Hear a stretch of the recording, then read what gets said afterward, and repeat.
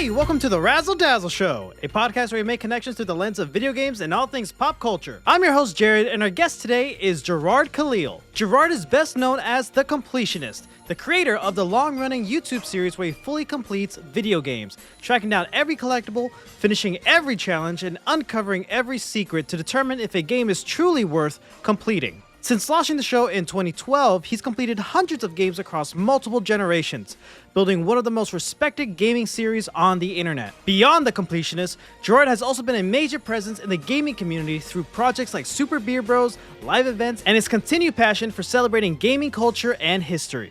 Please let us know what you think about this episode somewhere on the internet, and be sure to follow us on our socials and subscribe to our YouTube channel. Links to them are down below. And with all that being said, it's Razzle Dazzle time. Hello, Jirard. Thank you so much for coming on the show. How are you today? I'm doing well, man. How are you? If I was doing any better, I'd have to hire somebody to help me enjoy it. I already said that when we started the call, but like I truly mean it. I am like starstruck and like just like I'm not processing that I'm having you on the show right now, and like this is a big deal to me, and I'm sure like we'll get to it. I'll probably like spiel about it and gush about it later, but before we get there, I want to start at the beginning with you. Can you tell us, where did you grow up and how would you describe the musical background of your childhood? Oh man, so I grew up in a it's so funny because I feel like everyone you can just Wikipedia me and people will either have everything will be 100% accurate or it'll be vague because no one cares, and they then kind of chat GPT their way through the missing gaps, and then I kind of get branded as like a liar or course corrector in my past, but it's my life, so I think I know a thing or two about where I came from. I grew up in a town called Palos Verdes over in Southern California. And that town is nowadays, it's probably one of the most affluent and really wealthy and richest communities in America. Good education systems and all that stuff. But when my dad and my family moved to Palos Verdes, it wasn't that way. It was just kind of starting out. And I'm the youngest of five, and we were very much we were like the poor kids in town, considering. And it's weird to say that because we were the poor kids in town, but we weren't poor. My dad worked his whole life to provide for his family and businesses and stuff, and it was just us as a family with some cousins and uncles here and there. But the town is very much when you go to school, people are arriving in like brand new Beamers and Escalades and blasting that 2000s music and riding dirty and that kind of apple bottom jeans, boots with the fur kind of stuff. So there's always like a music video taking place at going to school in the morning because everyone had the coolest cars. And then you had the kids that were like, this is my mom's Ford Explorer that's bright vomit green and I'm here. And I was one of those kids. But yeah, and I guess to describe my musical background, when you say that, when you say the musical background, do you mean like when I was a kid or like in my teenage years in high school? Like what do you mean specifically? It could be all the above. It's just however you like, whatever stands out the most to you, and that can be either you playing instruments, which I think you did a little bit, but I know you have a theater background. I know that you are involved in some way, but also this could include what your parents were playing around the house, what your siblings were playing around, Yeah, that's interesting. So I mean, as far as my musical tastes go and what I grew up with, it's a very skewed perspective because I didn't have a lot of even though I had my sisters, my mom, and my dad and my brother. They didn't really listen to music that inspired me all that much. Like my dad listens to Arabic music. He's listening to the same 36 artists his whole life because that's what they had in Lebanon when he was growing up. And my mom was really into like 1920s to 1970s Americana type music. So a lot of like Pat Boone and Elvis Presley, like that kind of stuff. And then my siblings were all just into the modern music, whatever was there. My brother was kind of into EDM for a while. Cool. Outside of that, though, it was whatever was playing on the radio, top 100, Kiss FM pop 100s over here in California. And that's where I got weird. My music taste kind of would bend around my friend groups and would bend around my community around me. So growing up, I was really into just because of the commercialism of cartoons, Saturday morning cartoons. I was into my like childhood soundtrack was a lot of what everyone's used to. The Pokemon the movie soundtrack, the what's what I'm looking for? Weird Al Yankovic, Bad Hair Day. That entire album, I know front and back. And then it got a little weirder. I started getting into Eminem. Eminem is like one of my favorite musical artists of all time. Right. And I should not have been listening to My Name Is when I was 10 years old, but I knew when the Marshall Mather LP came out, I looked at Eminem, Marshall Mathers, and was like, that dude is a lyrical genius. And I understood that what he was doing was a performance, but everyone else was always like, he said this bad thing about his mom. And it's like, well, he did mean that, but like, take a step back, listen to the production that Dr. Dre and him did, listen to the beats, listen to the lyrics. He's rhyming words that shouldn't rhyme. He's saying things he shouldn't say. It just felt really groundbreaking. And Eminem was like my musical inspiration to that degree of just like, he was the MJ, he was the Beatles, he still is for a lot of folks, and for me especially.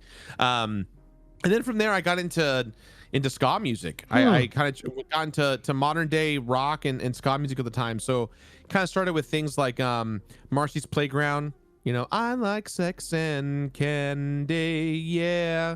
Just that 90s grunge, early Offspring into Foo Fighters. Everlong was amazing, Green Day. And when I got into high school, System of a Down was my absolute obsession. I used to dream about watching Serj Tankian perform, and I always wanted to go. And my first concert I ever went to, I kind of had my concert cherry popped this twice in 1 week. The first one was I went to a ska show in the Anaheim House of Blues, and I saw Suburban Legends perform and headline, and I thought they were the best as far as like local ska bands go. My favorite band of all time is the Mad Caddies. They were always so amazing. I love all their music. And then from there, it's like Real Big Fish. And I had friends in high school. I had a ska band. My friend Jeff at the time, he and I just like, he would give me musical albums of lore. I just was obsessed with these musical inspirations. And then from there, I kind of really dove into System of a Down and Foo Fighters, and those were kind of my bands. And then that same week after I saw Suburban Legends play, I saw Serj Tankian perform his solo album as an opening performance for the Foo Fighters at the LA Forum. So that was like, I got, and I think AFI was the opening band for Serj. So it was like AFI, Serj Tankian, and Foo Fighters. I could be wrong. I think it was it was AFI or Against Me, something like that. But it was just a cool lineup. And I love, even though I'm a big System fan, I love Serj Tankian's solo album. Elect the Dead was so good. And I'm not a big political guy by any means, but I love political propaganda music. Like, right. Eminem or System of a Down or any artist, like, Rage Against the Machine, like just anyone that like challenged the establishment was a really cool thing for me. And that was really my big kind of musical obsessions for a long time until I graduated from college, and I found video game remix artists. I'd say from when I started my career, I have just become obsessed with video game musicians. And wow, I can't say that I considering what I've been through in the last few years, I don't know if I call them my friends anymore, but I was very close with a lot of these individuals, and I consider them good people like DJ Cutman, Ben Briggs, Grant Kirkhope. Grant Kirkhope is still a good friend of mine. Shout outs to him. Love and cherish. He's amazing. People like Qmu and Vector U, and really just like Glitch City. Like when you listen to these really amazing musician artists, who just really thrive in it. And also the metal stuff too, Toxic Eternity, Family Jewels, Rashad, EB. Like, I know those guys personally. They're good friends of mine, and I know them for a long time. But those guys pioneered, Jonathan Young, like those guys pioneered how you take a genre or music and apply it to your favorite video game and embrace it. And that music was so good and still is so good that I kind of don't listen to modern day music the way that I used to. The only band that I really listen to nowadays religiously, pretty much nonstop, is Downstate. Okay. For those who don't know who Downstate is, and I know this is very long-winded, I'm sorry. No, don't be. You can cut around this. I talk No, a lot. no. I encourage tangents here on the show. This is exactly what I want, man. Please continue. Downstate, they're a indie rock band out of Indiana, and I've known them for a long time because they do a lot of music for wrestlers in the WWE, TNA, AEW, and during COVID, when COVID hit, I got obsessed with wrestling again. I used to be a big wrestling fan, and then I found out some of the wrestlers in the pro scene, at all levels and shapes and sizes, were fans of me and the Completionist, and that like blew my mind. And I became friends with so many of those wrestlers and the promoters and the producers behind the scenes, and it was truly an honor. And Cody Rhodes, the current WWE Undisputed Champion, which he may not be after WrestleMania next week, depending on when this airs, who knows. Very famous guy. Cody is one of my favorite wrestlers of all time.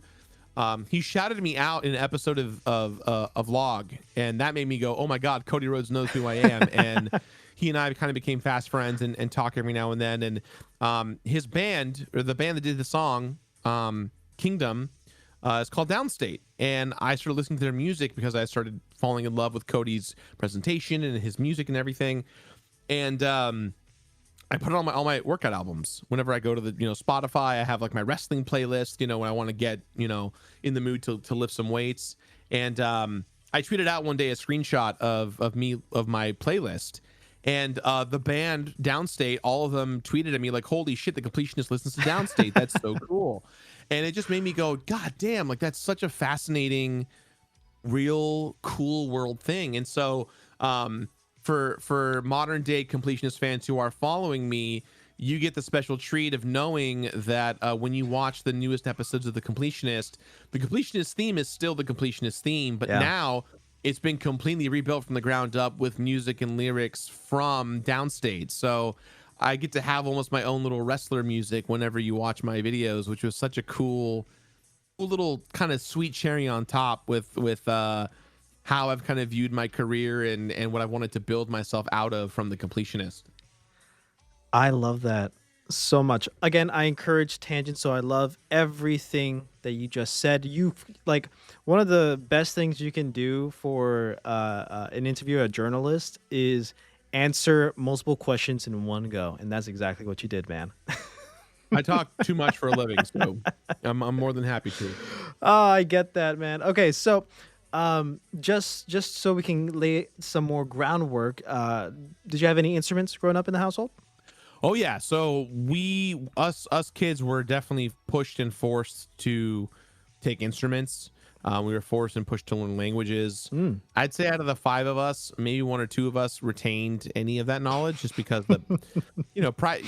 when you learn a language, let alone a instrument, and this is just my opinion, it's so much easier to learn when both your parents or your family members involved are all in that kind of same ecosystem of learning, right? It's easier to learn Arabic if both your parents speak Arabic, but my dad was from Lebanon and my mom is from Bakersfield / San Diego. So like, I don't really, and Westchester. So like, I don't really I had a white mom and an Arab dad, and they didn't share that language connection, So we didn't really get to learn Arabic the same way. And to that extent, my parents didn't really play musical instruments at all. And so, but they were very adamant that we learned. They wanted to give us the opportunity to learn how to play piano and guitar and bass and all 5 and piano. And so all 5 kids, we all learned in our own ways. We at least took music lessons for many years, performed in recitals and talent shows and stuff.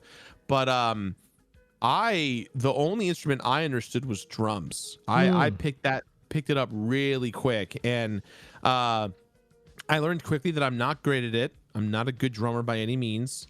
But You say that, and yet, like, you did a video with one of the Game Grumps for Sonic. Like, you went to Sega to play like you did like a whole music video. Oh yeah, we with what's his name, Jun Sonoy of Crush 40 and Sonic fame. Yeah, we've we had Johnny Gioeli on the show too. Oh, Johnny, dude, he's one of my big inspirations. Crush 40 is amazing. Oh, he's amazing.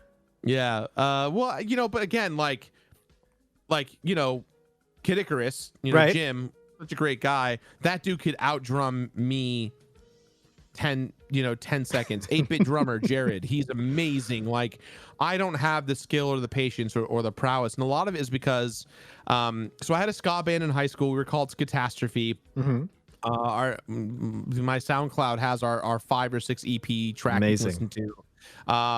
It's 16-year-old Jirard and his high school buddies just making ska music, and you could tell we had a lot of fun. It was just like a couple of guys, and you can tell the era too, right? We were doing like George Bush jokes and Colin Powell jokes, when we were 16, 17 years old. Like, we knew what the world was. But it was so much fun. It was so inspirational to do that stuff. And we got to do what all the bands in LA used to do, go to the whiskey a go-go and quote unquote sell it out by selling tickets and getting people to come, and went to the Corona House and performed there, and just fun little things like that. And I was never good at it. I was never a great drummer. My first band I was ever in, I was asked to sub in because their drummer moved away, and we only had one rehearsal, and they expected me to learn all of their like 30 songs, and I didn't do it very well. And we did like a New Year's Eve house show, and I ruined the show. It like made me it like ruined my reputation at school. People thought I was a bad drummer and a performer. It was not fun. And so I made Catastrophe with my friends. It's like maybe like I just need to slow it down and do my own thing. And it just turns out that you need to get along with your bandmates. You need to have chemistry and communicate and have that kind of connective energy. And I definitely had that with my bandmates. And so I was in a ska band for about 3 years, and then we all went to college, separated ways, and my drumming days kind of came to an end from there. But I always think about it. I've been desperately for years wanting to get an electric drum kit in my house. One that's really versatile. And it's funny because now technology has changed so much. In college, I wanted to do that, and it was like $5 or $6 grand. Now you can get a good drum kit online for less than $300, and it's all the bells and whistles, and everyone knows it. And so, but yeah, that's kind of been my musical journey the last my whole life, I guess. Wow. And not to mention your boy band, which we'll probably get to maybe later. But I love Big Three. I love B3, man. I think you've already touched upon this, but I'm just going to ask it for clarification. Do you remember the first physical music you've owned that was yours? Because you said that like a friend of yours would give you a lot of albums and stuff. Yeah. The very first album I ever owned, I don't remember the name of it. You have to let me look it up. Give me one moment. Please, go ahead. It's not the greatest thing of all time, but I just have to like preface with that. It was the 90s Alvin and the Chipmunks album. I don't remember which one, but it had the TV show theme song, and of course the infamous Christmas song. That was like the first album I ever had as a kid, and the second album I had was the Animaniacs album. Wow. That had the song about all the cities. Yeah. So Yakko's World. As a kid, Yakko's World. Yeah, and it's funny. Ash Paulson, who I know very well, his dad obviously being the prolific voice actor he is. Rob. Oh my God. Yeah. It's whenever I hang out with Ash, I'm always like, it's weird that like your dad was my childhood, and I'm sure he gets that all the time. And all the time. And Ash is such a good dude. He's like him and the good video game boys, like they're all the good vibe boys, like they're all awesome. And so you see where he gets that from, and it's just those are the albums that really kind of my first ones. I think the one that I really remember being like, this is gonna be with me till the day I die, is Bad Hair Day by Weird Al Yankovic. Wow. I was obsessed. Weird. It's so weird to think Weird Al taught me to love music. He taught me to embrace the parody aspect of it, and that even if it's not yours, you can make it your own. And that was something that was my true inspiration for when I made B3. Is when you listen to B3, you're listening to a 15-year-old Jirard think about how to take Weird Al and apply it to modern day video games and modern day pop culture. Each track on B3 literally has a video game reference, and I mean, obviously it's more like a video game inspiration is the theme and the aspiration of the track, followed by the literal music inspiration for the song. And once you know it, you'll kind of laugh, because the thing about Big Bad Bosses that's amazing is it is musically one of the coolest things on planet Earth. And I will never ever take credit for the musical genius of it. It's Jake Kaufman. Yeah, 1000%. Legend. That man, amazing. Verd is amazing from all of the games on Shovel Knight and Shantae, and now Me the Hollower in the future, to any of his remix albums for OC Remix. He has such a beautiful mind and heart and passion for music that when I sat with him and pitched him B3, his eyes went in the back of his head and he was like, I've never done that before, but now I want to do that. And working with him was such a chaotic mess of fun that the album coming out as good as it did shouldn't have come out as good as it did. You listen to that album. I don't gloat a lot about my career. I don't like talking about my accolades and successes, especially these days, but I will go on this hill dying that Big Bad Bosses is one of the greatest aspects of my life. It's so amazing and wonderful, and it means so much to so many people. And it every time I listen to it, you can't tell when it came out, which is why I love it. You don't go, oh, this is a track that came out in the 2000s or the 80s or the 90s or the 70s. It's its own bubble of inspiration and success, and it's truly like one of my biggest aspirations. I feel like I jumped the shark with this question. I'm so sorry. No, you didn't. Don't apologize. Don't ever apologize. I remember, I remember the week B3 came out. Obviously I've been a fan of you and the Completionist and Super Beard Bros and the Dex. Nate Wants to Battle for ever. It's thanks to you three plus Chugga Conroy. Shout outs to him. He was on the show. You four, that you guys really help solidify who I am in a lot of different ways, in the ways of me learning about video games, getting into video games, even it goes so far that how I run this show production wise, I take a lot of notes from what you do and what Alex does for both respective shows, and anyways, a lot of big inspiration. So therefore I've been a fan for you guys forever, been watching you guys forever. And when B3 came out, I'm like, hell yeah, I am into this non-stop for I don't know how long. Been playing that album on repeat. And I was trying to look up the lyrics because I wanted to learn the songs and stuff like that. I remember spending time in high school in my English class. I think this was 11th grade English class, looking up the lyrics on genius.com or whatever, and listening to it and try to memorize the words and stuff, I remember that so hard. It's just ingrained. And even now, I will never skip a B3 song whenever it comes up on my playlist now. Still, just because it's hits so hard. And you're right, it's still there's something special about this specific thing because it is kind of timeless, and yet it's a culmination of so many things that I love in video games, the people who made it and all that stuff. So it's incredible. It's incredible, man. You guys did an amazing job. Jared, I have a special gift for you that I will share with you after the show. Okay. Yeah. 'Cause you're the first, probably one of the first people I've ever spoken to that has actually told me what B3 has meant to them and how powerful it was for them as a musical thing. Everyone I always talk to is always, the conversations are always surface level. It's Right. always like, it's very like, oh, it's so funny. Oh, you and did the guys thing. performed-" Parody. Yeah, like yeah, it's like it's really it reminds me of It's Star cute. Bomb, which is it's Oh, right, cute, Star it's Bomb. fun.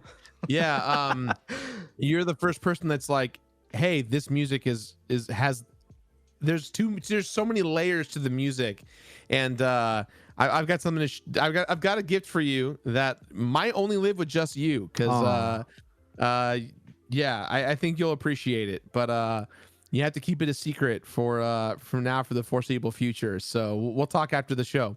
I appreciate it. Well, I mean, I truly mean this in the highest regards, and like that's what you just said. Like talking about what the thing means to me. That's exactly like the whole purpose of this show, man. Like this is exactly what we're here to talk about our favorite things and what they mean to us, how they like help us become who we are today. And I'm pretty sure you said you listened to Alex Fasciani's episode, but like if you don't remember, I spent way too long gushing to Alex. Poor guy, he was just sitting there taking it, but he's awesome, he's amazing, shout outs to him, of how much his work, your work, Kelly, when she was on the show, her too, like the things you were doing just because you wanted to do the thing, just because you wanted to create this content, you wanted to like fill this void of like there's no one doing the thing I want to do. You saw an opportunity, very entrepreneurial of you guys, and you guys wanted to like make the thing for fun. No other reason. You didn't want there was no such thing as a YouTube star, an influencing star or whatever.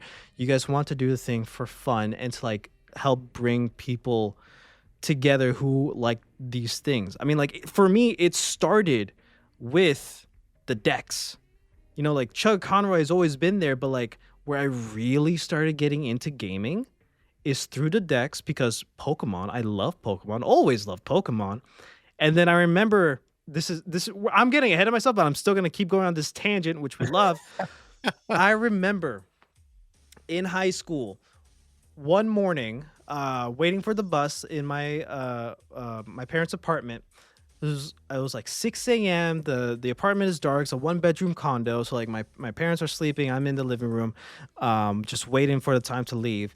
And I'm watching the latest episode of The Dex. I don't remember what Pokemon it was. I wish I remember, because that would be awesome to know off the top of my head. But I remember seeing in the recommendations to the side one of your videos, and I'm like, oh, let me see what this is about. It's probably like you were covering like some Zelda game or something, because I also love Zelda. Nate Wants to Battle really helped me like get into Zelda, because he did a Let's Play on Hyrule Warriors. Anyways, I saw one of your videos and I'm like, 100% in games. But like, it's not just to glow. This isn't achievement hunters. This is like, there's a purpose behind this where it's deeper than just saying, hey, I did the thing. What I love about this philosophy of the completionist is that in a way it gives credit to all the hundreds upon thousands of people who work in video games. I'm fortunate enough to say that, like, thanks to this show, I've gotten to meet a lot and befriend a lot of video game developers and people who work in the scene. People from Yacht Club Games like Waz and Sandy, to Danny Flexner, to, you know, a lot of other people that we know mutually. They spent so long making these games, and making video games is hard in itself. I remember Chris Stair from Squid Shock Studios saying that it's a miracle that any game gets made. So when you're completing a game, you're not just doing everything, getting your money's worth out of it. And I know that's one of the main reasons why you started completing games to begin with. It's showing or it's giving thanks, or like it's paying back, or getting to see every aspect of a video game that so many people spent so many countless hours into making for you to enjoy. That's beautiful. So therefore, like I adopted it myself and ran with it, man. Like for the longest time online, I was calling myself the mini completionist. I started making it a mission to 100% as many games as I can within the given time I have, and I still do. I'm just today. I only have one achievement left in the Capcom Fighting Collection for the PS5 to platinum it and like do everything, and that's just playing every single character in every single game, and that's gonna take a while. But like, I started doing this yesterday, man. It's a problem, but not a problem. But anyways, my point is, all this stuff you guys do is amazing, and it brings us together. That's like part of the beauty, and like that's exactly what we're here to talk about on this show. Tangent. Well, it's funny you said something that I never really talk about with the production of the show and in the past of the show, and a lot of it is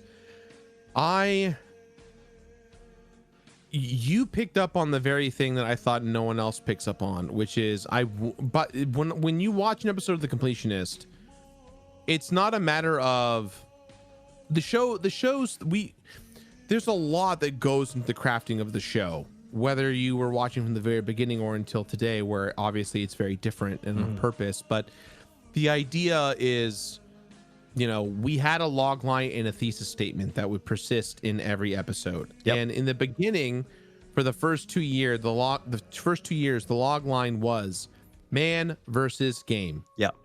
7 days, complete a game, tell you the experience.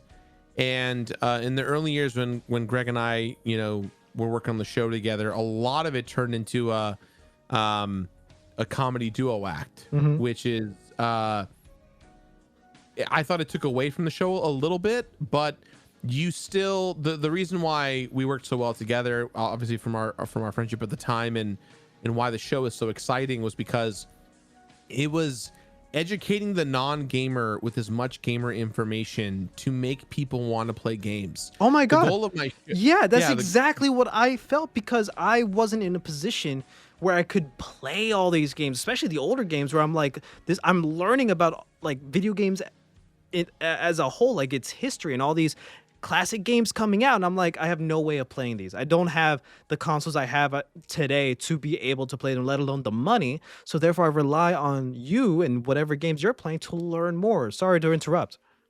No.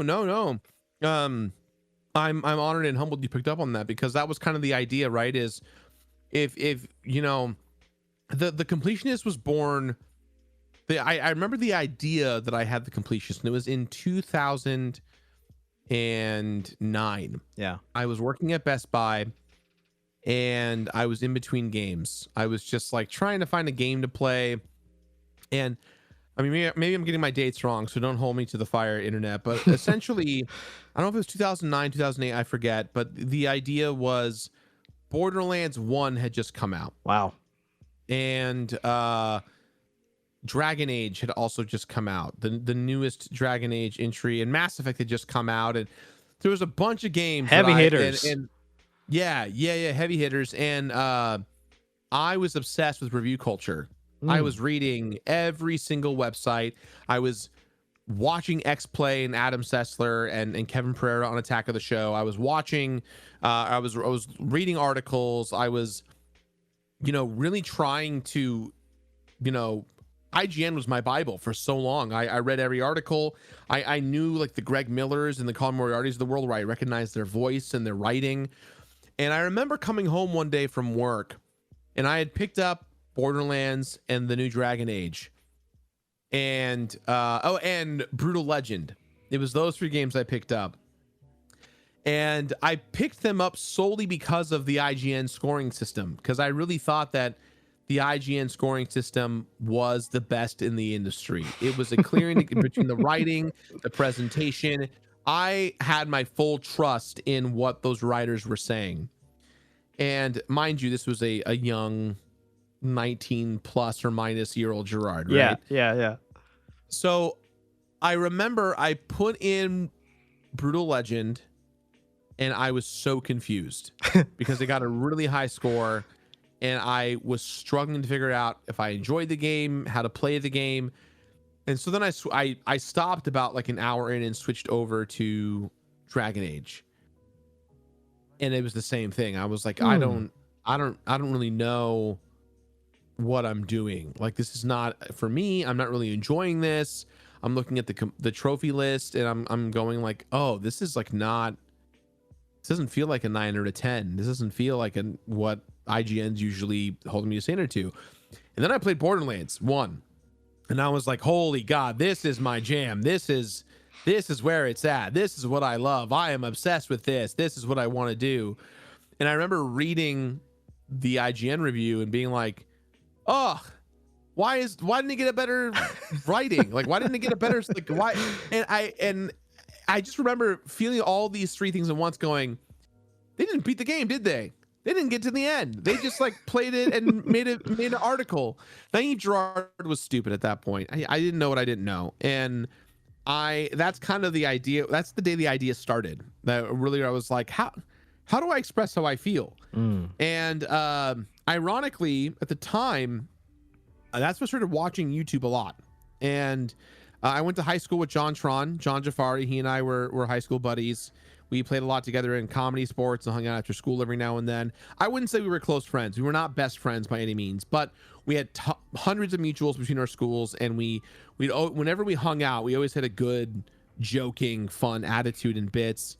And we went to the same college, and he dropped out of college to work on JonTron full time, and I just graduated from college. So I came home, and John was like, hey, I need help making my show. Can you be my camera guy and all that stuff? I was like, yeah, of course.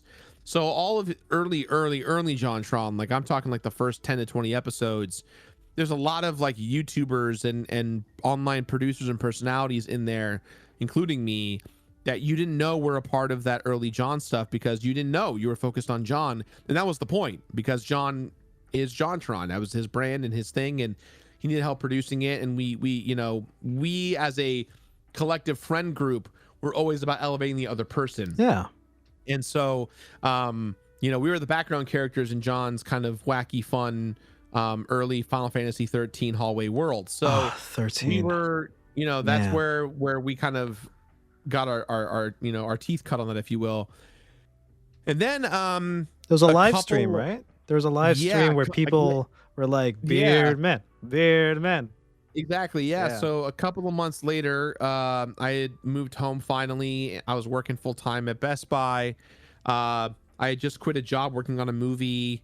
I was really feeling that, like, because I wanted to be a movie director and writer and a producer and an actor and everything. I wanted to just do everything. And in LA, the competition's so stiff. I knew that I wasn't going to be able to carve the path that I wanted.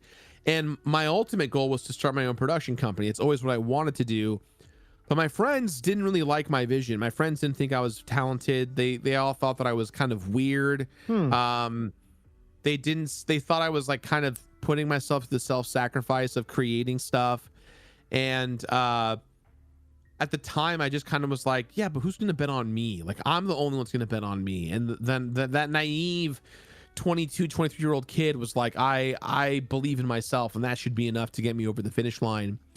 And so one day John calls me and goes, hey, so I'm having friends over to do a live stream, and I don't know how to do any of that. I don't have any of the equipment. I don't have any of the games. Could we do it at your place? I know you stream every now and then.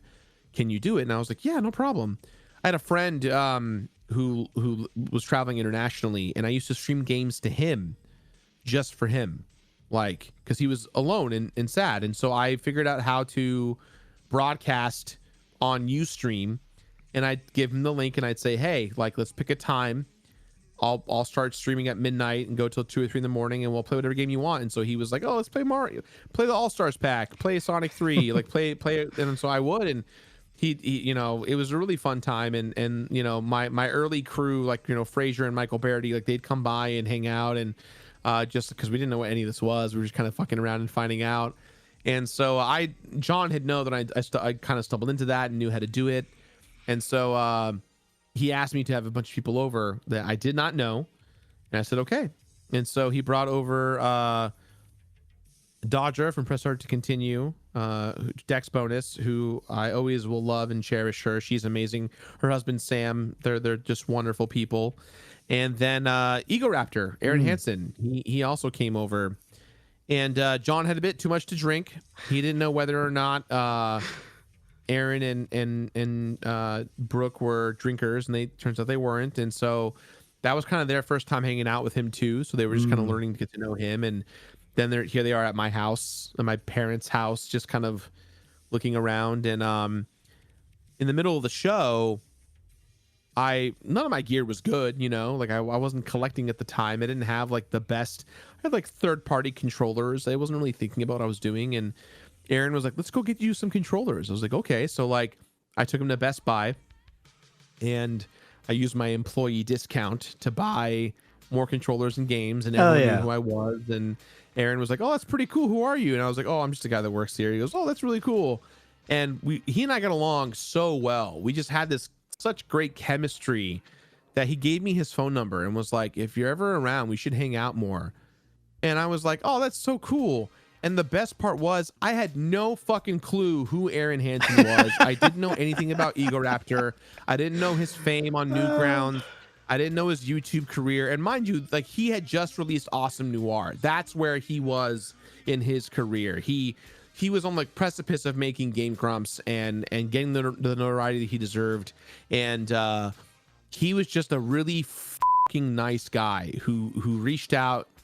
And he saw something was going on with me. He looked at me, he was like, you're trying to take over the world. Like he saw me for who I was, and I told him, yeah, that's exactly what I want to do. I am so motivated to succeed because I feel like if not, I can't just bring Johnny Depp his coffee every day on set. I can't bring I can't drive Nicolas Cage in a golf cart on set every day. You know, I knew that was where my life was going. I was going to be a gaffer or a rigger, never anyone to actually amount to anything in the film industry at the rate that I was going. And YouTube was the Wild West. There was nothing. There was literally nothing. And at the time I was watching a lot of The Irate Gamer. I didn't know The Irate Gamer was a parody or a stealing entity of the Angry Video Game Nerd. I had no clue. The YouTube algorithm kept showing me Irate Gamer. So when I found the Angry Video Game Nerd, I was like, oh, these guys are very similar. But I didn't hate that they were the same or similar. It gave me the perspective of you can do what someone else is doing, but make it your own. And if it's good, it'll stand its own. And so after the live stream happened, Aaron went home, Brooke went home, John went home, and me and my buddy Zan were the last ones there. And we were closing the stream down, and everyone was like, stay, keep streaming. And we said, oh, okay, sure. Because at the time, we had like, I think anywhere from 2,000 to 8,000 viewers on Ustream, which to give you an idea, that was just from Aaron, Brooke, and John on social media telling people to come to this random channel. And people came, and then like once they got to know me and Zan, they didn't want us to leave. They said keep streaming. So we streamed, and for the majority of the stream, I said nothing. I was just the quiet bearded guy in the back that would come up and change out all the tech gear and change out the game. I didn't want to be the focus of it because this was John's show. I was there to help John. So when John left, the audience was like, hey, keep playing, you know, and that was, I played games in front of this strangers, thousands of strangers who didn't know who I was or Zan. We were just there, and to see the positive reinforcement and everyone commenting about how good my gameplay was when it wasn't very good, you know, it was, you know, I think like it gave me the confidence of like, how do I do this energy that I'm feeling, that I'm experiencing in the moment? How do I take that and put it in a bottle and shake that bottle as much as I can to make it burst all over the place? How do I do that? And that's, you know, between thinking about the IGN articles, thinking about all this stuff, Aaron gave me one piece of advice before he left my house. And he said, whatever you decide to make, it has to be you. So what are you? And for like the next week, I kept being like, who am I? Who am I? Who am I? And it sounds so like Hollywood and fabrication-y and so like boasty, but I kept going back to like, what did I love about, what do I love? What do I love? What did I grow up loving? And video games was the thing. I felt like that was the missing key. I had made 3 or 4 YouTube channels that were gross kind of not gross, grotesque comedy attempts and weird pitches and weird concepts. And I had a sexist cooking show that made fun of epic mealtime. I was trumping up with different ideas.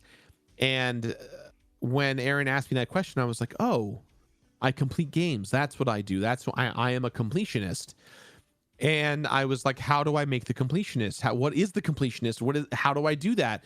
So I went to YouTube and I searched the completionist, and all I found was a YouTube channel of a guy named the Completionist. It's this nice guy, just like a guy with kids and a family who just was like, hey, welcome to the Completionist, and today I'm going to talk about this game. Just a guy talking to the camera, no gameplay, no music, just a guy talking. That was so earnest. It was so fucking sweet. It was so genuine. I emailed him and I was like, hey, you're really fun. Like, you have really good vibes. Is there any way I could, like, no disrespect, can I like buy the Completionist from you? Can I like, you know, I didn't know what the protocol was. There was no like thing, you know what I mean? I just knew that I wanted to start from a place of zero, right? Because I have to build myself up. And he goes, well, no, I don't feel comfortable selling you my channel, but like, I don't own the Completionist. And I go, what do you mean? He goes, well, anyone can be a completionist. You can be that one completionist. That one video gamer.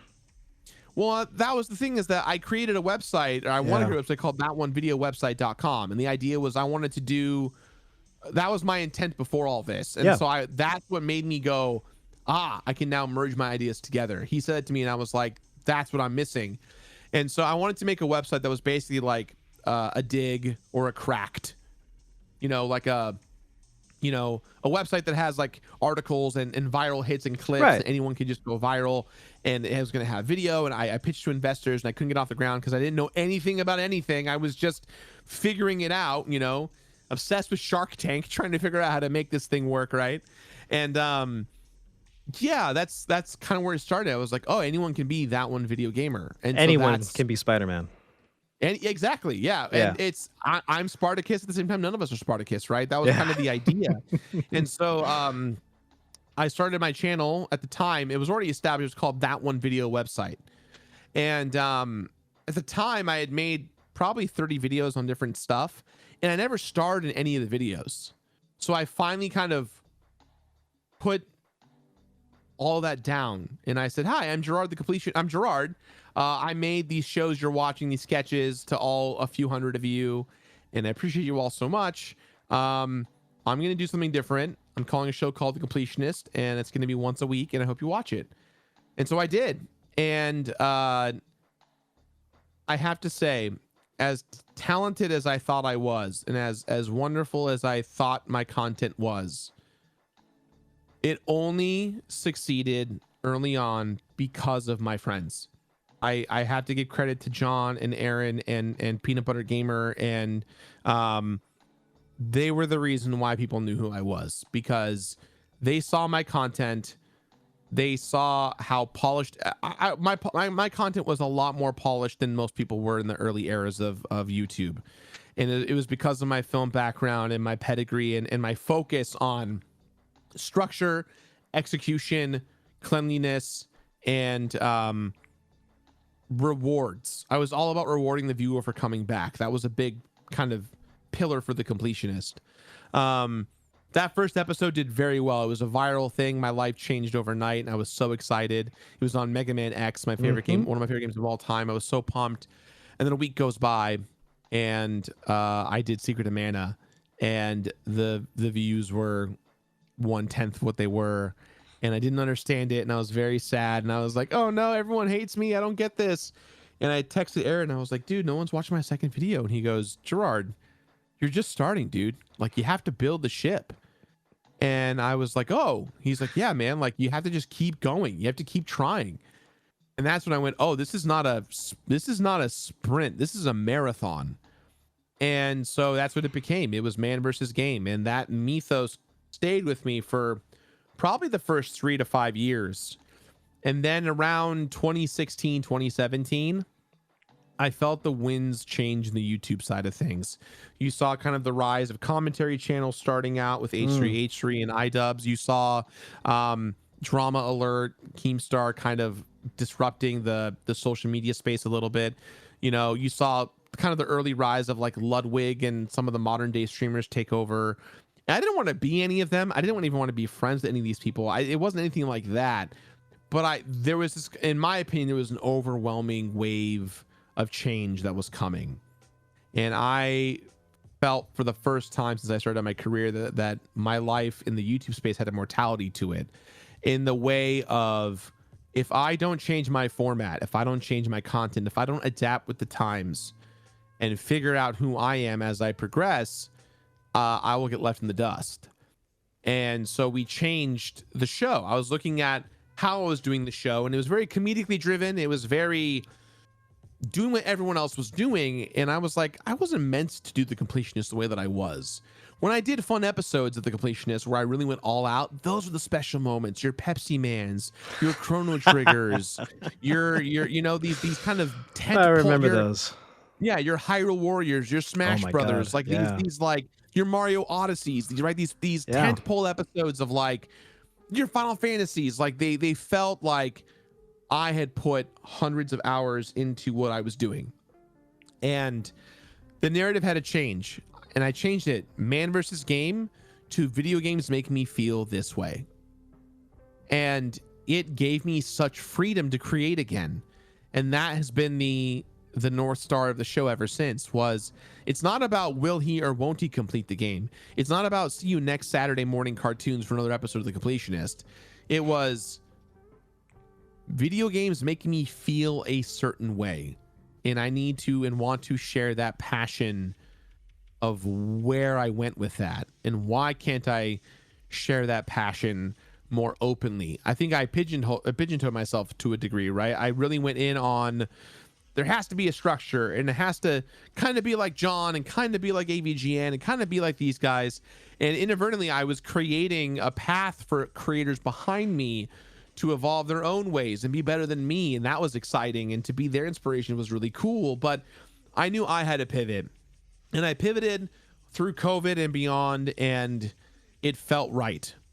And the new era of the Completionist, I'd say the third era, was about to start right when everything had transpired. And so I was trying to figure out, how do I still say I love video games in a different way? And the thing about YouTube that's changed so much now more than ever, there's too many people. There's just too many people making too many things and not enough consumers to watch it all. And take what my situation aside, the cancel culture of paying attention to what your favorite creator is doing has become the norm. And it was starting to really take all of the fun out of what I loved to do. And so I was in the middle of, between G4 and what I wanted to do over there with Comcast, NBC Universal, creating God of Work. And, I really, really, really wanted to take a step back and go, how do I evolve a third time? And so what you see today is the third evolution of the Completionist, in my opinion. And it is kind of a hybrid of both formats. It's a hybrid of, I want you to feel like you don't have to complete the game and I'll do it for you. But also, you'll walk away with the historical understanding, knowledge, passion, and more importantly, a why. Why should you play this game? Why should you care about this journey? Why should you go and support these hundreds of thousands of developers and people out there creating what they want to create? And that's such a different lens than man beat game, man give A+, 5 out of 5, see you next week, Yeah, there's a couple of things I want to touch on. I know I talked for like 30 minutes straight. I'm so sorry. Don't be sorry. I love every bit about this. The first thing is like a little bit of a joke thing. That first night streaming, when the people ask you to keep going, was it like late? Was it like late in the night? Oh yeah. Yeah. It was about 1 or 2 in the morning, and we went until I think 11 a.m. noon the next day. Wow. Yeah. All I have to say about that is Sleepy Jirard is the best. I love that bit so much, man. Kingdom Hearts, yeah, I love that bit so much. Thank Um, you. the other thing, I resonate so hard with what you're talking about, the your second episode, Secret of Mana. I'm actually playing that now. Um, didn't do so well from the first thing. The inconsistencies of your viewership when starting a new thing, and how do you keep pushing through, right? And always coming back, or just like it's the what's the word? It's the not repetition, but like it's the consistency. There it is. The consistency of you still trying to do the thing regardless of how many people are seeing that. That's something that this show has had to deal with for years, you know, like, and talk about evolving, right? Like this show started 6 years ago, like right before COVID hit, and like we got like a month in to recording episodes, and then COVID hit, and then we're like, okay, we're still gonna try to like do this from home, and we managed to do that. And like, you know, our first year numbers wise, like we got lucky if we hit 50 to 100, you know, and we only got to where we are now, from not only evolving and changing format after year 4, where now like I'm getting people like you, amazing creators and the like, as guests, like for these interviews.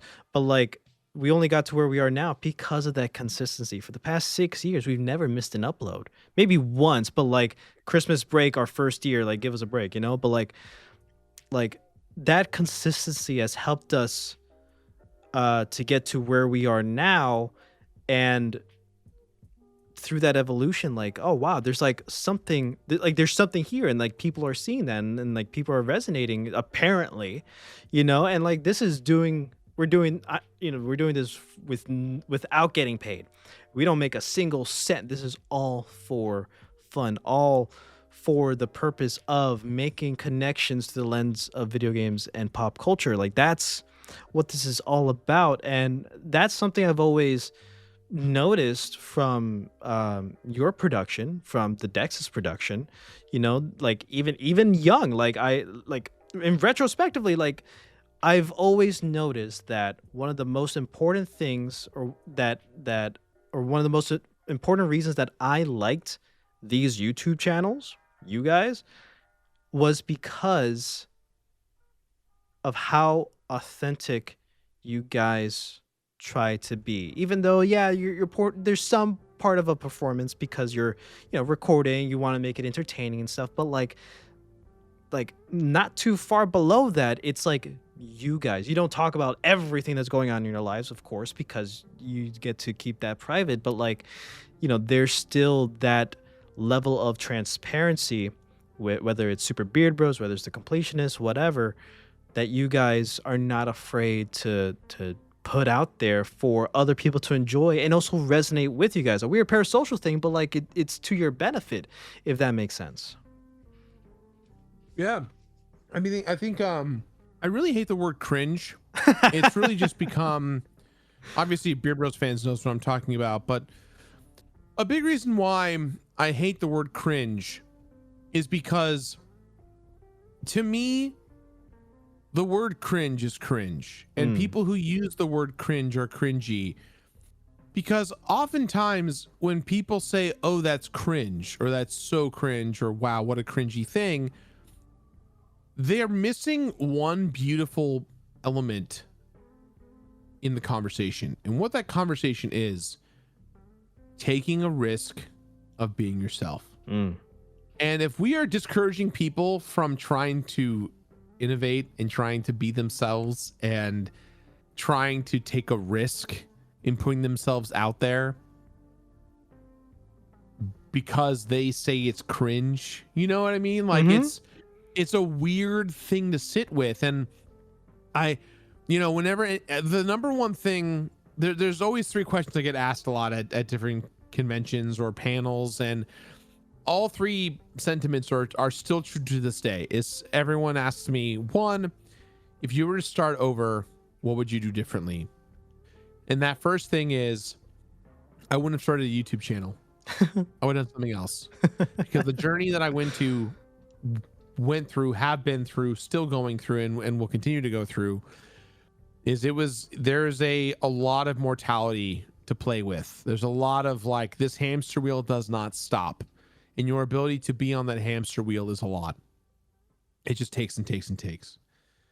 The second thing is, people go, I want to be like you. I want to be famous. How do I do that? And I tell everyone the same thing. And I always steal it from my friend, Andre at Black Nerd Comedy. If you want to be famous, rob a bank. Rob a bank. Don't start a YouTube channel. And I say that jokingly, but the truth of it is that you have a better chance of being known as the guy on Channel 2 News who robbed a bank than you will be for being famous. And I think that sentiment's changed a lot because of TikTok and YouTube Shorts and Instagram Reels. It's kind of, Snapchat. It's evolved a lot in that way. Right. But I think the sentiment still stands, is that it's very difficult. And the last thing that I always say is, people go, how do I start? Like, where should I start? And the first thing I say is, take a writing course, take an improv course, take a communications course. Not everyone does this. And obviously there is a level of the YouTube community that thinks this is bad, or would say the word is cringe. Oh, that's so cringe. That's so cringy. In order to make something online in the creative space, in order to be an actor, people just think that, oh, if I want to be an actor, I just show up on set, do the audition, and hope I get picked, right?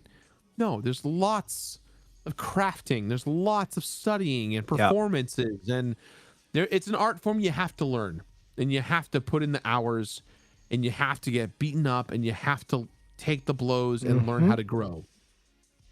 The same thing goes for communication and stand-up comedy and music and overall performance.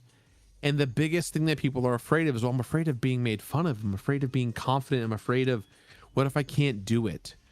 And the biggest piece of advice I give to people is, don't wait to start that podcast. Don't wait to start that YouTube channel. Do it. Start doing it now. Start now, because if you talk about doing it, you never actually do it. And that confidence will never come if you don't get your reps in. Very few people out the gate do a home run bat swing for the fences, succeed, and then are able to do it right away. It's very difficult. And you don't have to do it, but you have to put in the time and the effort. And you have to remind yourself at the end of the day that you're only human, and you have to give yourself grace.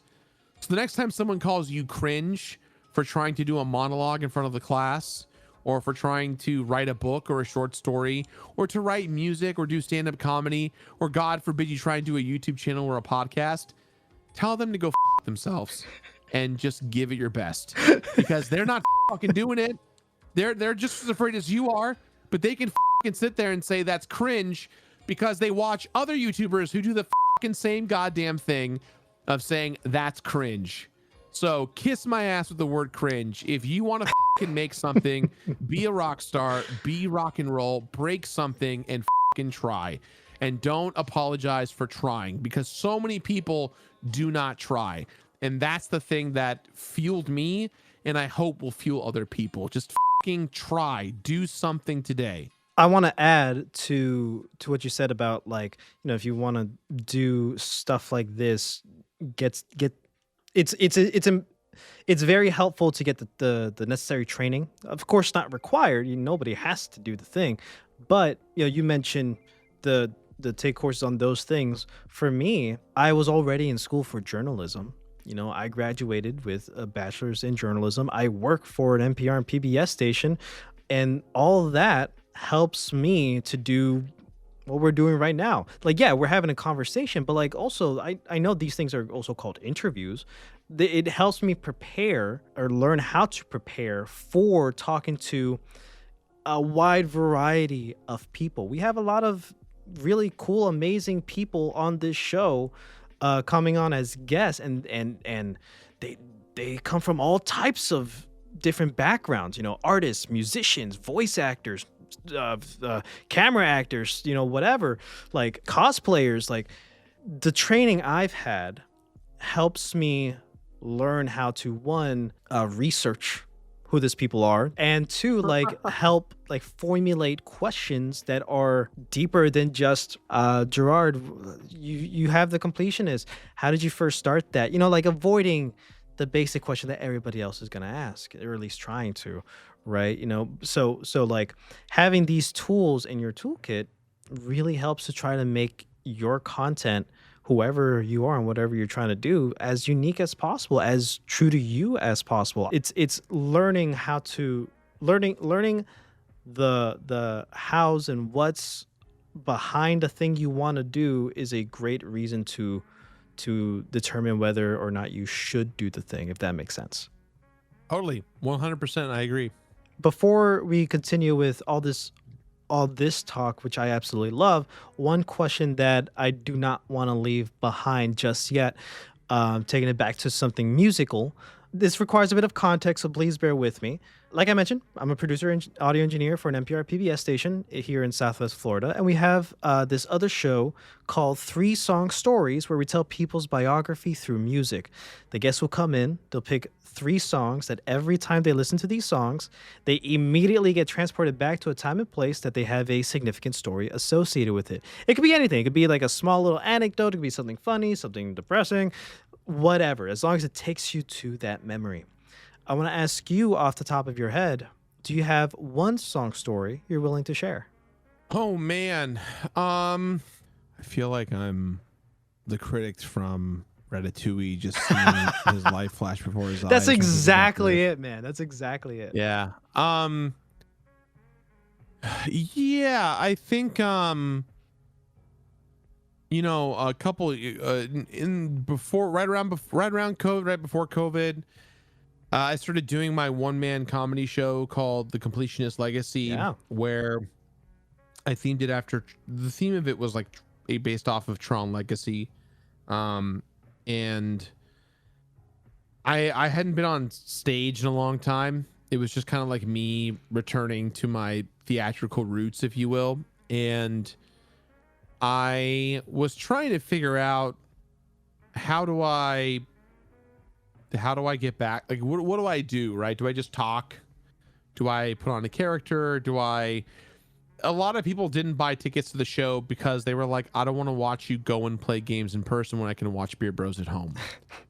And that was really hard to hear on my soul, because I saw those comments a lot, and a lot of them were difficult to read, simply because I realized that in my decade-long journey, no one had really seen me or heard from me perform on stage outside of the kind of prowess of what I was doing with the Completionist, right? People didn't really see it for what it was, if you will. And so I wanted to boil that down to a performance. How do I do that? And so I didn't know thematically how to build it. I didn't know the way that I wanted to. But I remember I started watching a lot of stand-up comedy and just started watching a lot of people perform on Netflix and stuff. And the idea of a comedy special and how people perform on stage is so fascinating because when you watch it, almost all of them are the same or have some weird tell-all thing. You know, it's usually like, you know, guy in a lobby talking to people, or guy in the alleyway smoking a cigarette, having a drink, and he's sitting there. Yeah, he's like having like his like I think about this shit every time before I go on stage, you know. And then please welcome Brian Wilson, yay! And then he comes out and he's like, hey everyone, and everyone stands up and claps and cheers. The music choices, the cinematography, none of that stuff made sense to me. I was like, what are these choices? And I didn't really understand the concept of it until I had on my Spotify, I was playing the Marshall Mathers LP2, which came out, I want to say 2017, 2018, something like that. And he had a song on that album called Legacy. And it it's the three phases of a young Eminem. It's him as a baby, as a kid, being pushed around and bullied at school, to him trying to get into the rap game, not really sure if he could do it, to him coming out on the other side and being good at it and saying "F you for not believing in me." And that just felt like the entrepreneurial spirit of the completionist. And so I went to Ben Briggs, my good friend, my composer friend, and I gave him the completionist theme, and I said, I need you to craft the completionist theme, but with the intent and tone and pacing of the beat from the song Legacy by Eminem. And he did it in maybe 8 minutes and sent it back to me, and it was perfect. And I was like, this is what I'm going to do. And then I went to Youngtown, Luke Sizemore, and I said, hey, could you do some lyrics and I'll pay you for it? And I did. And he said, what do you want it to be about? And I said, I want it to be about the relationships of complicated aspects of family and fatherhood and relations of evolution and how hard it is, and how do we honor the people that are still with us, let alone how will we honor them going forward. And so he created this really awesome rap, which is a shame because Luke has gone on public record of not liking me anymore and disavowing me, and he said a lot of mean things about me.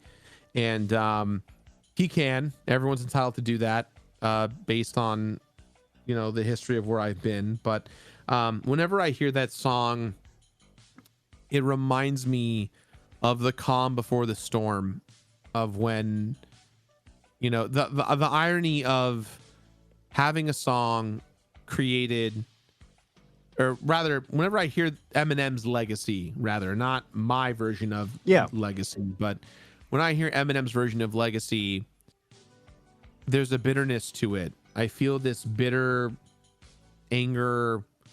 I always feel something. I always cry. I always get mad. I always smile. I always pontificate on the fact that, you know, this song is powerful and it's interesting and it can resurrect me or it could bury me at any given moment. And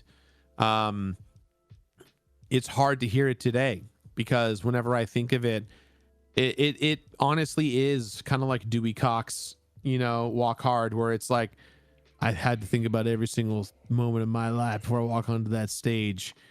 And it feels like that. And it's hard to look back at my career and legacy and go like, man, like I did some incredible things and I still want to do incredible things. But given where I am and how different my life is now, it kind of feels like I died and I witnessed my death, and I'm kind of ethereally floating as a ghost, watching people say mean things about me and categorize me and say I deserve cancer or dementia like my mom and all this stuff. And I don't mean to get so heavy, but that's what music is. Music is heavy. Music makes you feel something. And whenever I hear that song, I think of so many different things. But the thing that I always think about is I just wish I had a second chance, like a true second chance to really show people that the person they believe in and work on and is who he says he is. And that I like most people make mistakes. And I think it's hard to just say, well, that person will always make that mistake. That person will always assume and become the mistake is their identity. And if that was the case, then I feel like no one should be given a second chance ever again. And that song reminds me that whether or not I get it, I want that second chance somehow.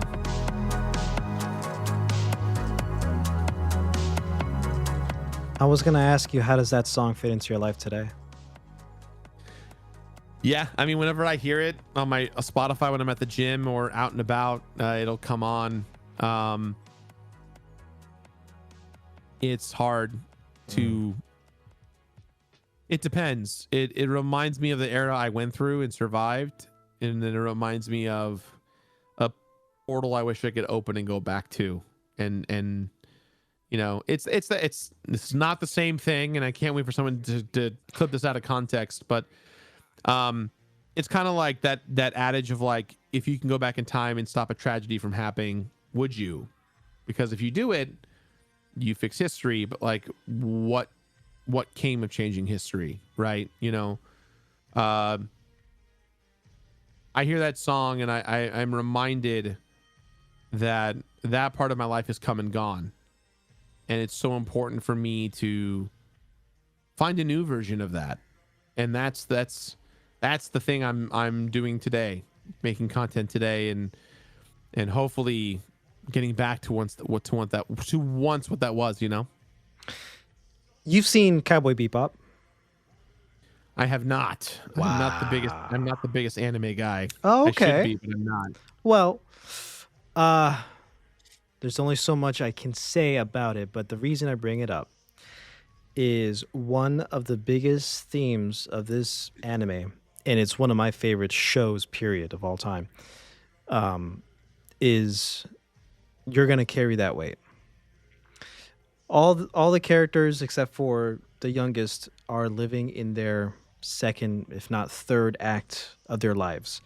And the first act has a lot of shit in it, you know, for each of these characters. And the theme of it is like, we're starting the show in the middle of their lives. And the things that, you know, has happened before, they're going to carry that weight of it as they continue. Maybe it'll come back. Maybe it'll just be like, oh man, this is still something that hasn't been resolved, or like coming to face and accept the thing that happened. It's for a show, you know, being about space bounty hunters, it gets pretty deep. And I of course recommend it, even if you're not an anime person. Just give the first episode a chance. If you're not hooked, then you have seen so much of what this show has to offer in the first episode. I know the song quite well, so I know that it's badass. badass. Oh, it's so good. But thank you for sharing that song story. Yeah, of course. Now, to go back to what we were talking about the Completionist, and I feel like this is a good time to still continue on that, about not just the title and just the show, but also you, Jirard. When you look back at the earliest days of the Completionist, what was the moment you realized this wasn't just a YouTube channel anymore? It was becoming your life's work. I opened up a P.O. box about 9 months into doing the show. Yeah. Thinking that no one would send me anything. It was just like, here's a P.O. box. If you send me something cool, if not, no big deal. I'm cool with it, you know? I went to the P.O. box the first time, and I walked out with over 150 packages. And I came home, and I remember my dad was eating breakfast, and I came in with this box and just scattered everywhere. And he was like, what the hell are you doing? And I was like, oh, this is fan mail. And he goes, what's fan mail? And I go, oh, I have a P.O. box so that people want to give me stuff or write me letters, they can. And he just goes, why would anyone be interested in what you have to say or do? And I was like, well, I've been doing this thing for 9 months and it's been going pretty well. And he goes, oh, just open one. And I was like, okay. So I reached in and I grabbed this this poster tube and I opened it up, and it was this big poster of Alex Fossiani and myself. And it said Super Beer Brothers live at the Dusty Cartridge. And it had like a really cool, it had like Fossiani in an Avengers shirt and me in a Borderlands t-shirt. And there's like little thought bubbles, and it's with like fake tour dates. And one said, you know, yo dog, my butthole was clenched. And then the other one said, yo man, that was tight, something like that. Yeah. And I opened up this poster and my jaw dropped and hit the floor, and was really blown away. And I may have got the timelines wrong on this. It may not have been exactly 9 months, but it might have been within the first 9 to 18 months, something like that. Mm-hmm. And I open up the poster and I show my dad and he was like, holy shit.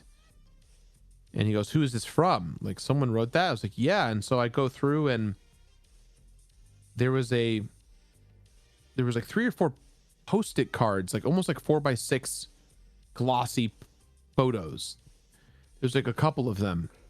And one of them had like introduction font on it, like a letter and a little avatar. And it was like, hey, you don't know me, but I was really inspired by your work. My name is Satchel Drakes, and I think that you do great work. Oh, Satchel. And, I saw that poster, and I didn't even look at the rest of the mail. I looked at the contact email, and within seconds emailed him, and was like, this changed my life. And that's the moment I knew, and it was such a pivotal moment in my career. And I'd say to this day, I'm pretty close with Satchel still. He's pretty offline these days, with his job and his life. But I love the podcast he did with Alex, like around COVID too. Nonprofit, I think. Yeah. Loved it. Yeah. He just the world doesn't know how beautiful of a person that man truly is.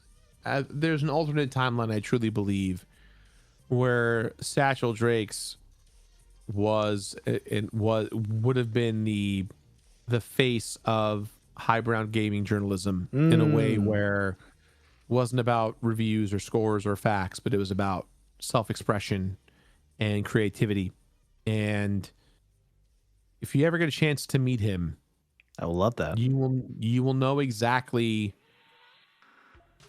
his vibe, his tone, his energy, his presence as a human being is truly unparalleled to anyone else. The way that he speaks and carries himself, it makes you want to be a better person, because you can't believe that someone with such talent and reverence and grace exists, and they're willing to give you their time. And you were fortunate enough to have him work for you on the show. He work with you, excuse me. No, I would never call Satchel my employee or contractor. He was a friend, because he looked at me in a time where my friend circles were disappearing and the competitiveness of YouTube was overwhelming. He looked at me and said, what are you doing? I know who you are. Why don't you know who you are? And I told him, I don't know.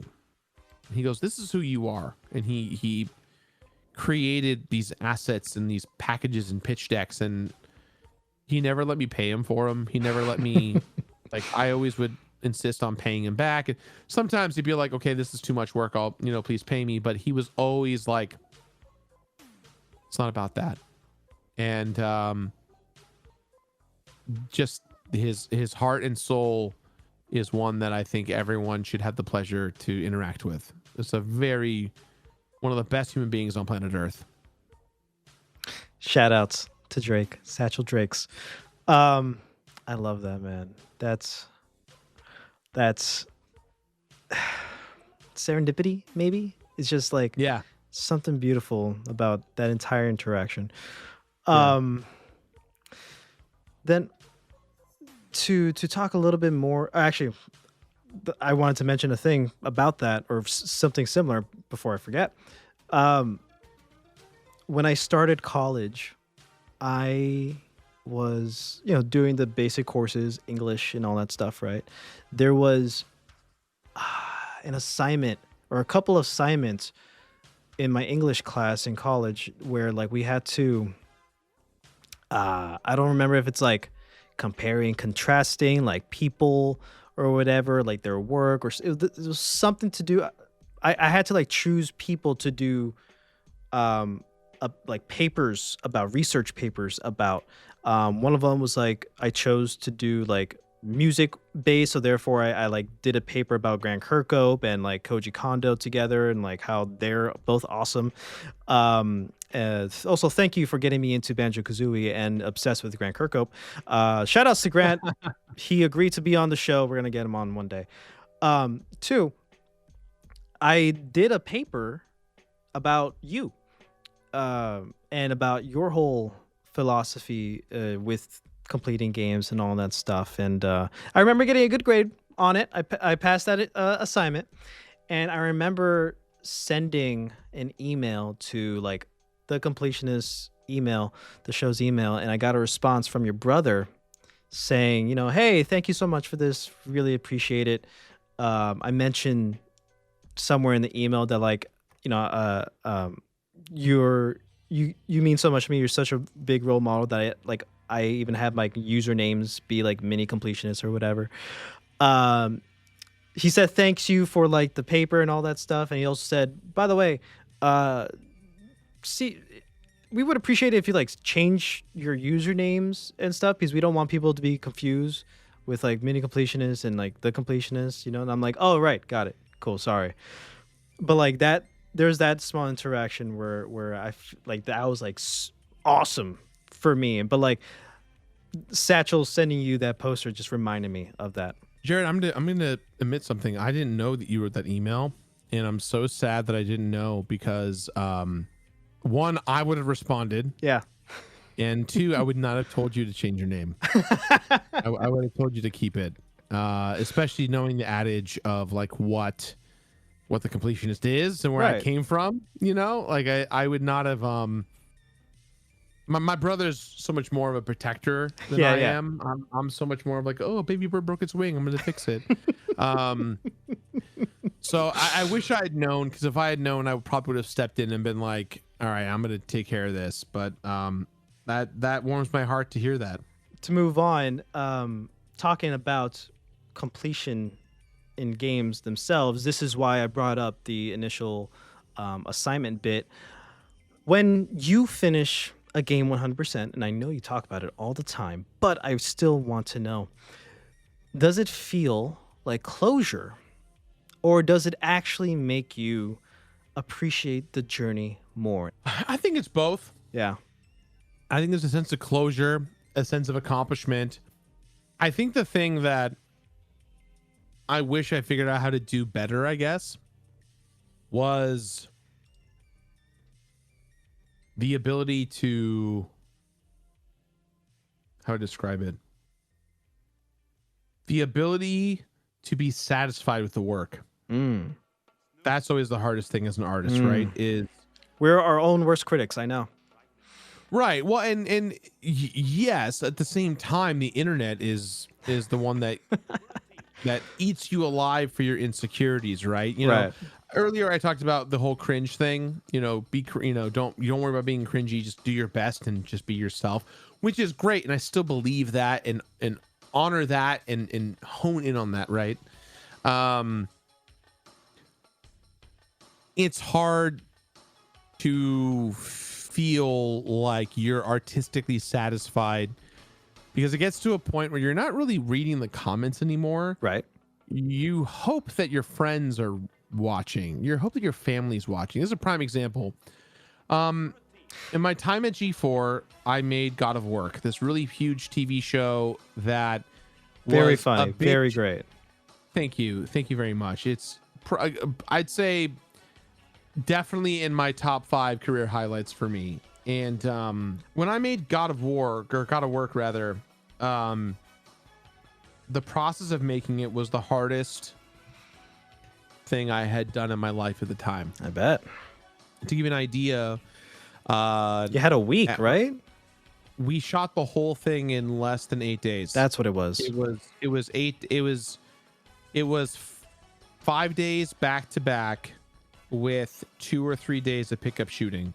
Incredible. And I was in 7 of those 8 days of shooting. The last day was like B-roll, or like I think it was the celebrity cameo from Kevin Pereira, where we made that joke about how, so your TV network is shutting down. not even knowing that G4 was shutting down only a couple of weeks later. So the irony's not lost on me on that one. So sorry guys, that's my fault. But just getting that show made, like, lit so many fires underneath me to feel so satiated in the work that I was doing. And I will never in a million years take credit for the show. Like, the show was my idea. I was the one that was like, get this, video game characters at a temp agency working at a temp job in between their gigs, and we treat their gigs like movies, but they're video games, right? Like, where do the whole point of the show is, where do Mario and Luigi go when they're not saving the Mushroom Kingdom? And the reality is that they're the custodians at a temp agency, you know? Yeah. Where does Kratos go when he's not with his son, you know, being responsible? Oh, he is the inventory manager for an office space, right? Especially those games that have decades in between releases. Exactly, right. Yeah. So it's like, that's kind of the curiosity, right? Like, you know, in God of Work, you see Atreus grown up, or Trey, and he's, you know, he's played by Jake Bennett, who's my age, a 38-year-old man. And so it's funny to see, you know, this giant of a guy being my son. And he doesn't want to be called Atreus. He just wants to be called Trey because he's tired of his dad beating him down. He's an emo kid, you know.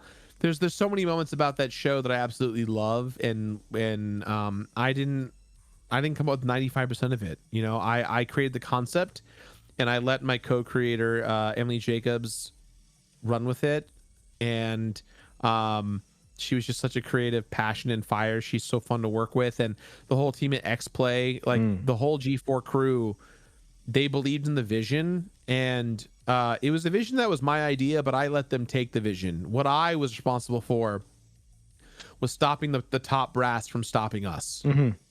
I you know, we had little to no budget. The whole show, I think, cost, in the end, it would cost $120,000 to make the whole show, which sounds like a lot of money, and it was, but you have to consider it's a television network, it's a TV show, and most of that money went to labor, went to paying the staff, went to paying the production crew.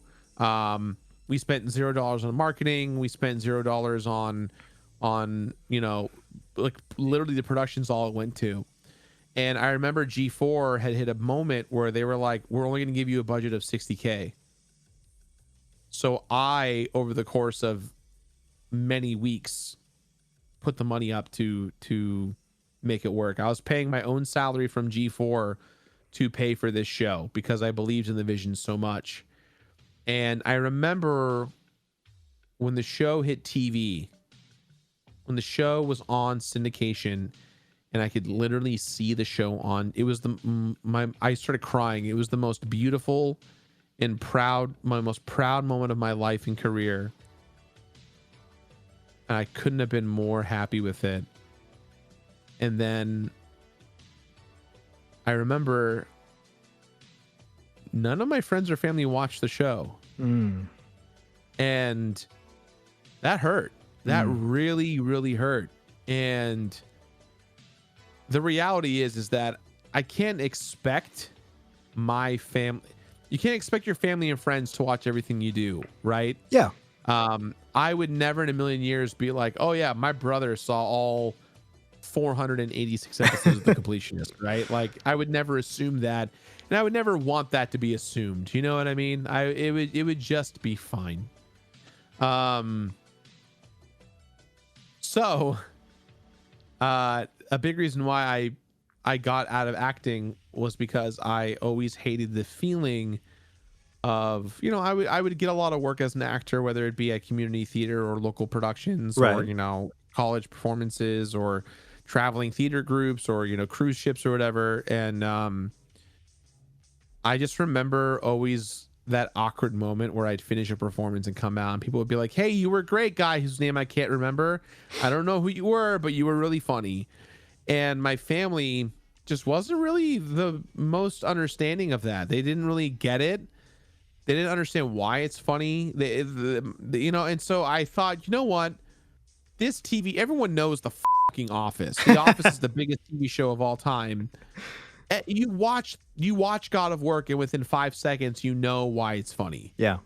Like it's taking video game characters and humanizing them, and you don't need to know the lore of anything. Like it's a show that respects your knowledge if you do, but if you don't know it, it's still fucking funny. And it's why every scenario Kratos is in and everyone is in is like a generic, like there's an episode about Austin Creed, WWE wrestler Xavier Woods, like having a dick pissing contest, or a dick measuring contest with Kratos from God of War. Like, and in the end, they end up becoming best friends because they both realize they have that cool bond, take your son to work day. Like every episode feels like a we didn't do a Christmas episode or a Halloween episode because we didn't know whether or not we were going to last that long, So it was always fun, it was always a fun thing. But all this to say, to kind of round out the story, as an artist, it is so hard to one up the one thing you just did. Where do you go from B3? Where do you go from God of Work? Where do you go from producing games like LC? You throw yourself into these projects and you hope that people see you for what you are and hope that they respect it and see it. And the reality is the context around everything else diminishes the love and passion that people have for art. Michael Jackson is one of the greatest musical performers of all time. We love Michael Jackson from a musical perspective. Do we love the fact that he may or may not have allegedly touched children? No. None of us support it. None of it enjoy it. But is there enough there for us to separate the art from the artist? And if we do, how does that make us feel as people that we're okay separating the art from the artist? And considering where I've been, it's one of those things where people can't trust the artist anymore. And that's the hardest thing to sift with, because if you're always trying to one up the best thing you just did, you're always trying to be the better version of yourself and evolve as an artist. How do you do that in the atmosphere where people aren't even paying attention to begin with? People view you as a Saturday morning cartoon. They don't view you as your political YouTuber friend that tells you what to think of politics, right? Right. You know what I mean? Like that's the bet you hedge whenever you start following a creator, is you don't know their personal backgrounds or stories, but you think you do, and that's how you connect with them. And it's hard. I look back at God of Work and I go, that's the coolest thing I'll ever fucking make, and it hurts my soul knowing that no one around my immediate circle actually watched it and enjoyed it. And you can tell my sister will get mad at me for saying this, but luckily I have 3 sisters and I won't blast them because they're not going to ever hear this. But there was an episode of God of Work where I take a shit on a desk, right? And it's just a really funny moment. And I asked my sister if she'd watch the show, and she fabricated a moment that didn't happen in the show. And I was excited that she tried to do that, and to keep playing around with her, I kept changing the story that didn't happen. So if she had watched the show, she would know that I knew she was full of shit. Yeah. But in the moment, I just was like, oh yeah, that scene was so fun. Then we had a CGI dragon come in and everything, and the dragon ate the feces, and like that was the punchline. She's like, oh my God. And then he burned the thing down. I was like, oh, he totally burned it down. That desk didn't make it, man. Like, and it just reminded me that, like, if you're an artist, you will create a lot of art that not a lot of people will see. And even if you're a famous artist, yeah, doesn't mean that people are going to like the art that you make. And so the thing you have to do is make art for you and hope that people get it. And if they don't, you can't beat yourself about it, and you have to think about the next thing that inspires you to create. I resonate with that so hard, and that reminds me of something that Sakurai has said. I think in regards to Smash Brothers, it's like, it's not made for everyone. Like, it's made for the people who enjoy it. Not everybody's gonna like it. Not everybody's gonna like the thing that you make, specifically a person, whoever you are, the creator. But there will be people who find it and will love it, and therefore it's made for them. It's not made for everyone. If you don't like it, okay, it's not made for you, dude. You know what I mean? Yeah. I love that. Also, shout outs to Night Shift Games. Great people, great game. Love LC. When someone tells you your videos help them rediscover a game, or just a brand new exposure to a game that they loved as a kid, or like they never knew about, how does that land with you emotionally? It's the greatest feeling in the world. The opportunity to connect with people over the passion of something you love, to be able to share that passion and be respected because of passion and drive, is something that I yearn for all the time. Yeah. It's I always make this joke when I see people. And it doesn't matter. I get recognized a lot now, more than I ever have, mostly because people think I'm the evil guy that did the bad thing. But for the people that see me and know who I am and hear me, they come up to me and they look at me and they're like, I know you, or you seem familiar. And they'll say, are you that guy? And I go, which guy? You got to be a little more specific. And they go, are you that guy from YouTube? And I was like, we're getting warmer. Are you that one video gamer? No one's ever called me that. But yeah, there's always the moment of like, what are you talking about? And I'm like, oh, you're the completionist. I'm like, yeah. And they have a meltdown. They freak out. And I make this joke, and it's not really a joke. It's more of a belief.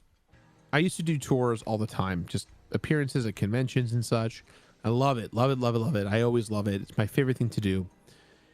And when I'm there, the thing that is the most exciting is seeing the look on people's faces when they get to take an autograph, or they take a photo and they want me to autograph something. And everyone always says the same thing every time. You're so down to earth. You're exactly who you are in your videos. I'm so surprised because you don't appear the way that you would be in your videos. You seem a lot more fun and engaging. And my whole thing is, well, imagine if you went to Disneyland and you saw that Mickey Mouse was taking a break with his head off, smoking a cigarette. Like, doesn't that kind of suck? You're at the happiest place on earth, and you look over and like an 18-year-old kid who's supposed to be being Mickey Mouse, his head is off and he's smoking a cigarette, like the kids are all walking around being like, mommy, look, what's Mickey Mouse doing? And why is his head off? All that to say, a lot of that means is that I just love being on. I love being connected with people, and I love giving my energy and passion and sharing that energy and passion with these folks to give them that drive. And so I never get sick of it. If someone comes to me and says, I know who you are and I love your videos, and they changed my life or saved my life or did anything, immediately I'm like, let's hang out. Talk to me about your journey. What games are you playing now? Let's take a photo. Let's call your mom and freak her out. Like, what do you want to do? Like, Fossiani and I were always so fun about that together when we'd promote Beard Bros or B3 or whatever, because we know what it's like to be on the other side of that coin. We are people that were brought here and put on the shoulders of people who lifted us and elevated us. Without the people, there would not be us. And that is something that I never forget and I always cherish. And I will always stop and say hello to someone, even if they're afraid to. I will say I had a scary incident at Disneyland last year with my family where there was I don't want to name names or name anyone out there, but there was someone who came up to me at the park and tried to instigate a fight with me, and in front of like my nieces and nephews and my sister and her husband, and I had to basically take him away and let him scream at me and yell at me and get it out until someone came by and stopped the conversation. But it was I wasn't mad at him, and I'm still not mad at him, and I respect him because he is passionate about what he believes. and he truly believed that, that he was upset with my decisions and actions of what I did in the last few years, from many years ago. And then it turned into, I hate your taste in games. Like, you were my hero and now you're not. So there's kind of a double-sided coin to that, but regardless of what people think of me, as long as I helped, as long as the memories feel good for them, and as long as they feel special and connected with me, I'm more than happy to talk to anyone about anything for as long as they want. That's pretty accurate as to our conversation now, which of course I appreciate. And I just want to say, like, I don't want it to seem like I'm just, what's the word, glazing you for the sake of glazing you, or fluffing you up with all the things I'm saying about how you make me feel and how beer and all that stuff. Like, this, it's not an act. It's not, I'm just saying that because you're here. And it's all because I truly mean that. I know we're like recording a podcast, it's gonna be on the internet. People are gonna like take what it is, just like, oh, Jirard's just on with a guy who's just gonna talk all positive about him. Like, that's not what this is. Yeah, I'm paying you a bunch of money to make me look good. That's the theory. The theories will go out there. I got a great interview by a guy. Right. Yeah. The mini completionist. Yeah. Literally the perfect person to be as biased as possible. No. It's like, it's not any, like, the things that I'm saying, I really mean, and like, it's all coming from the heart because of how much, what you guys have done, you and the Beard Bros and everybody else, like, within that realm, like, has done for me and has helped, like, with whatever things I was going through and like learn whatever, all that stuff. Again, point is, I've looked up to you specifically for a long time, and what you said about some other people saying of like, oh man, you are like how you seem on the show and stuff. I agree. Like, for forever, I've always seen like all these other YouTubers and influencers, having some kind of controversy start up around them and stuff, and like there's a fallout or whatever, and like there's all these things, and I'm like, yeah, okay, I can see that. I'm either not invested, or I don't know the full story, so therefore I don't care, or like, whatever. But like, you're one of these people where, like, before all the thing happened, like, I've always thought of like, you are one of the most authentic and non-problematic YouTubers I have seen on the internet, and regardless of the issues that have come up within the past couple of years, and I know there's you're still recovering from that, and you're still trying to build your show back up. I feel like there's a lot of people, including myself, that has never lost faith in who you are as a person, Jirard. Not just the completionist, as the title, as like the internet person. I'm saying Jirard Khalil. Like, I have never questioned your person, just because I didn't have a reason to. So when news about that stuff started coming out, I was like, oh, I'm sure, like, if it happened, if it's like how all these other people are saying it or making it out to be, that sucks. But why jump to conclusions when I don't have all the information? I remember, like, when you first released that episode, like that statement of like, hey, I'm going to step away for a while. This is what's been going on. This is what the situation is at this time. I remember thinking to myself, like, in my room, where I'm like, I'm glad he's letting us know that something is happening. And instead of believing what other people are going to say about the thing, because what do they know? Like, they're not part of your life or whatever. There are other YouTubers using, negativity as content, which I hate. I would rather wait however long it takes to get the full story from the source. And then from that, do further research into what is factual or not. That's journalism 101, man. Like, you don't just take the thing at face value, but like you don't also go into assumptions when you don't have all the information. So that's kind of my point of like, I never had a reason to, and when there was a reason, I was like, you know what?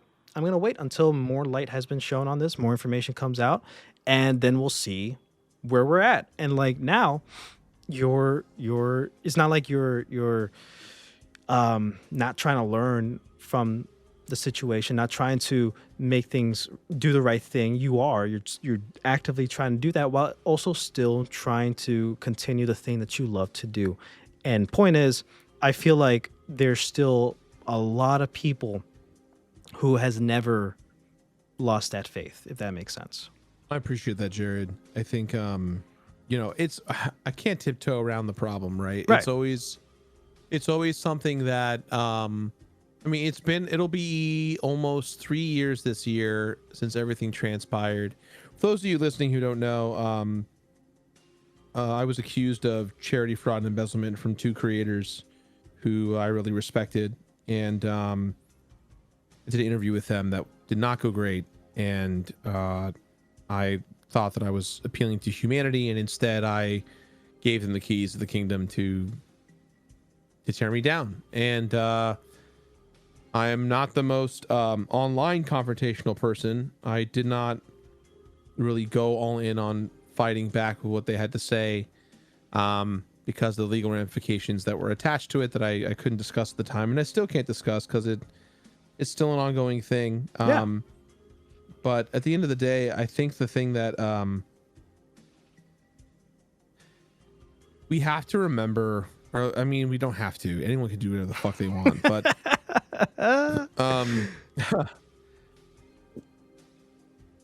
if your identity is your last worst mistake at any given moment, then we're all doomed. We need to be able to earn trust and rebuild and change. And I've seen creators do a lot more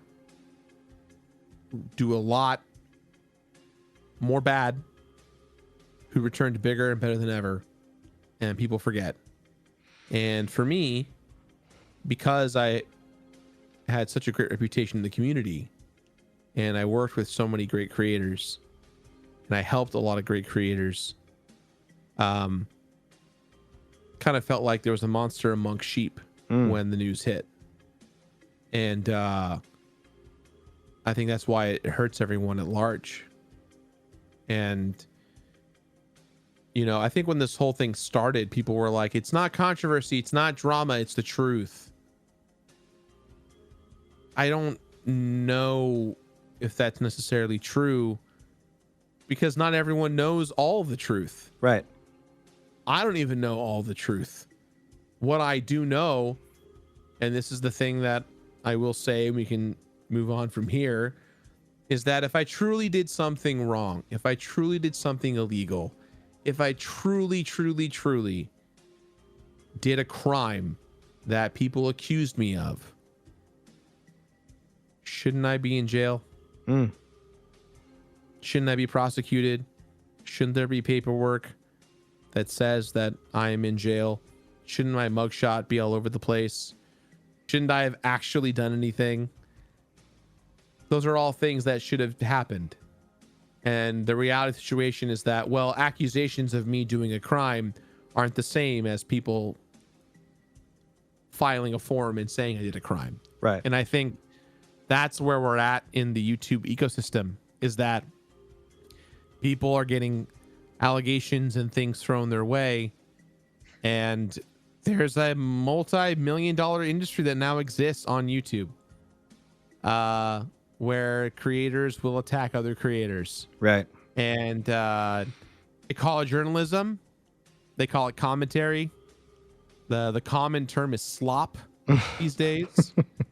But whatever you call it, all it really means is it's a justification to continue the bad behavior. And it's not going to be me. God far forbid that's going to be me. One day a creator will come along that will change this entire scenario, and it'll all go away. And whoever that creator is, I wish them luck, because either they're going to be the one to make it worse, or they're going to be the one to make it peaceful and let it all go. And I don't know who that is or when it is, but all I know is that it's not me. And all I really want to do is just remind people how fucking awesome video games are. Yep. Because that was my job. I really viewed myself and Maximilian, to a degree, Maximilian Dude, as the hype man of positivity of YouTube.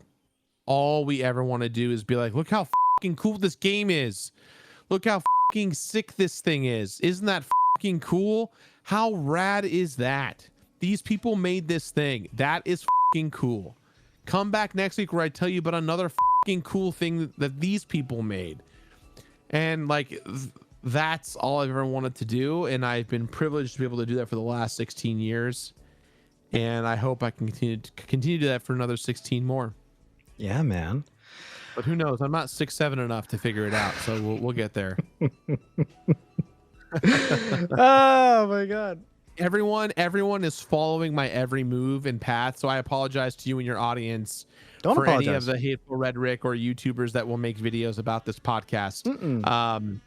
If they do, but this is the kind of thing where people will just listen to this and be like, I still hate him, or I hate the host for not asking for a host that's a journalist, he doesn't ask a lot of journalistic questions about what he did. And it's like, well, you know what? But that's not the show. That's not the show. That's not the show, man.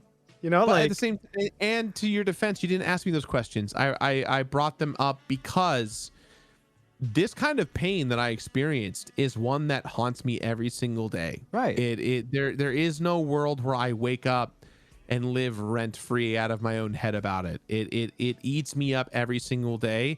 It's a cross that I bear. And I truly miss the life I had before. It wasn't the fame. It wasn't the glory. It wasn't the money or the business. It was the friends. It was the family. It was the camaraderie. It was the relationship building. Almost every relationship that I had going in and out of what transpired is completely gone. And I've had to find a new version of myself. And that new version of myself is hopefully what you see in this new completionist era with how I do things. And, I think if you ever get a chance to listen to download by or I think it's called reinstall by Downstate, you can hear Sean singing those lyrics and Zach hearing those lyrics. You can feel their pain. They're the story of what I'm doing. It's true all in all, just how it encapsulates the spirit of the show and who I am as a person. You can listen to it on Spotify and all that stuff if you're trying to find it. Yeah, I got it. I pulled it up for later, but yes. Yeah. And I totally understand and I totally resonate with everything you said. And I get it, man. Like, yeah, it's for someone who's a journalist. Yeah, I'm not asking those questions again, because that's not the show. That's not the purpose of the conversation. But like, I'm not gonna skid around it either, because they're facts. The thing happened, and like it's up to your discretion of like what you want to talk about. And I appreciate you for like sharing as much as you did, because you didn't have to. I appreciate it, and I appreciate you giving me the ability to share my truth. Of course, to share what happened. Now, a few more questions before we get into the speed round. Taking what I said in mind about people looking up to you. I've been looking up to you for a long time. When you realize people see you as a role model, you might have already answered this question, but does that inspire you, or does it add pressure, or both? Pressure, never. Okay. Always inspired. I honestly, that's what fuels me. Hearing people say you changed my life, or your videos mean so much, and they can cite specific instances or moments in their lives where they watch that video. It makes me go, I need to keep doing this. I need to keep doing it. I think the thing that's depressing now is that people see view counts and subscriber counts drop and sentiment change, and they go, whoa, he's cooked. He's done. It's over. And it's like, if you all think that, then you miss the homework assignment. because I'm not here to like get cooked. I'm not here to like oh no, you know what I mean? Like I was never the guy that's like, I have to be as most famous and make the most money as possible. Yeah. The goal was always, what I wanted to do with my business was to make enough money to give my team the dream they wanted. Let them build the projects they want to. Let them give the money to buy a home. And every few years or so, we were working towards that. We were building and building and building to make that the reality, you know? And it didn't happen the way that I wanted to in the end, but I didn't go in there with the mindset of I want to be rich and famous. I came in the mindset of I want to create something, and I want to connect with people, and I want what I want to create to age well and to feel connected and to give people drive and motivation and passion and inspire them, just as the many things of my life inspired me. And so when someone tells me, hey man, your videos changed my life, you know, on the outside, I give the Mickey Mouse, like, thank you so much. I appreciate you. Let's take a photo. On the inside, I'm like, God, I'm so lucky. I'm so happy. I'm so honored and humbled that I connected with this person, and it makes them feel good, and they feel good about it. And that, and, you know, despite everything that's happened, I think I have this moment of like, I used to question every day, am I a bad person? Like, do I piss people off? Do I do things? And the reality is that to a degree, indirectly, I don't have control of that. You know what I mean? Like, I don't, I could say my favorite cheeseburger is the double In-N-Out from In-N-Out. And everyone's like, do you hear that? He didn't talk about how good the quarter pounder is from McDonald's, thus he hates McDonald's. Like, the silence is fucking deafening in here, bro. Like, get over it, man. You know what I mean? So it like, I have to just like figure out a way to just let those chips fall where they may and focus on what I do have. And what I do have is a great community, folks like you who still haven't given up on me and still put me on your shoulders regardless of what the world says. And I'm grateful for you. Just, you know, you've reached out multiple times in the last several years getting this interview to set up, and honestly I ignored it all just because of the fear. I didn't want you to feel bad about this podcast. I didn't want anyone to come after you because you used your platform to give the completionist a microphone again. Sure. But you were so diligent, you were so passionate, and you said, hey, I don't and care. Persistent. And you were very persistent. And it reminded me of myself when I started. And so you know, that's why I said yes. And I think I told you, and this is still true, you're the only podcast I have done, and you will only be the podcast, probably the last podcast I ever do for quite some time. And if I do a podcast, it won't be to talk about my career or my legacy. It'll be to talk about what's going on in the gaming space as a professional weighing in or whatever it may be. Yeah. Because that's what I want it to be. I'm ready to move on, and I hope people move on with me. And let's just play some kick-ass video games. What are we talking about? I agree. Like the reason why we're here in the first place is through our shared love of video games. That's what's cool. That's the thing that a lot of people lose the focus on. Whereas, you know, like, yeah, there's the person making the content about the game, and they're cool and they're awesome and they're doing the thing, right?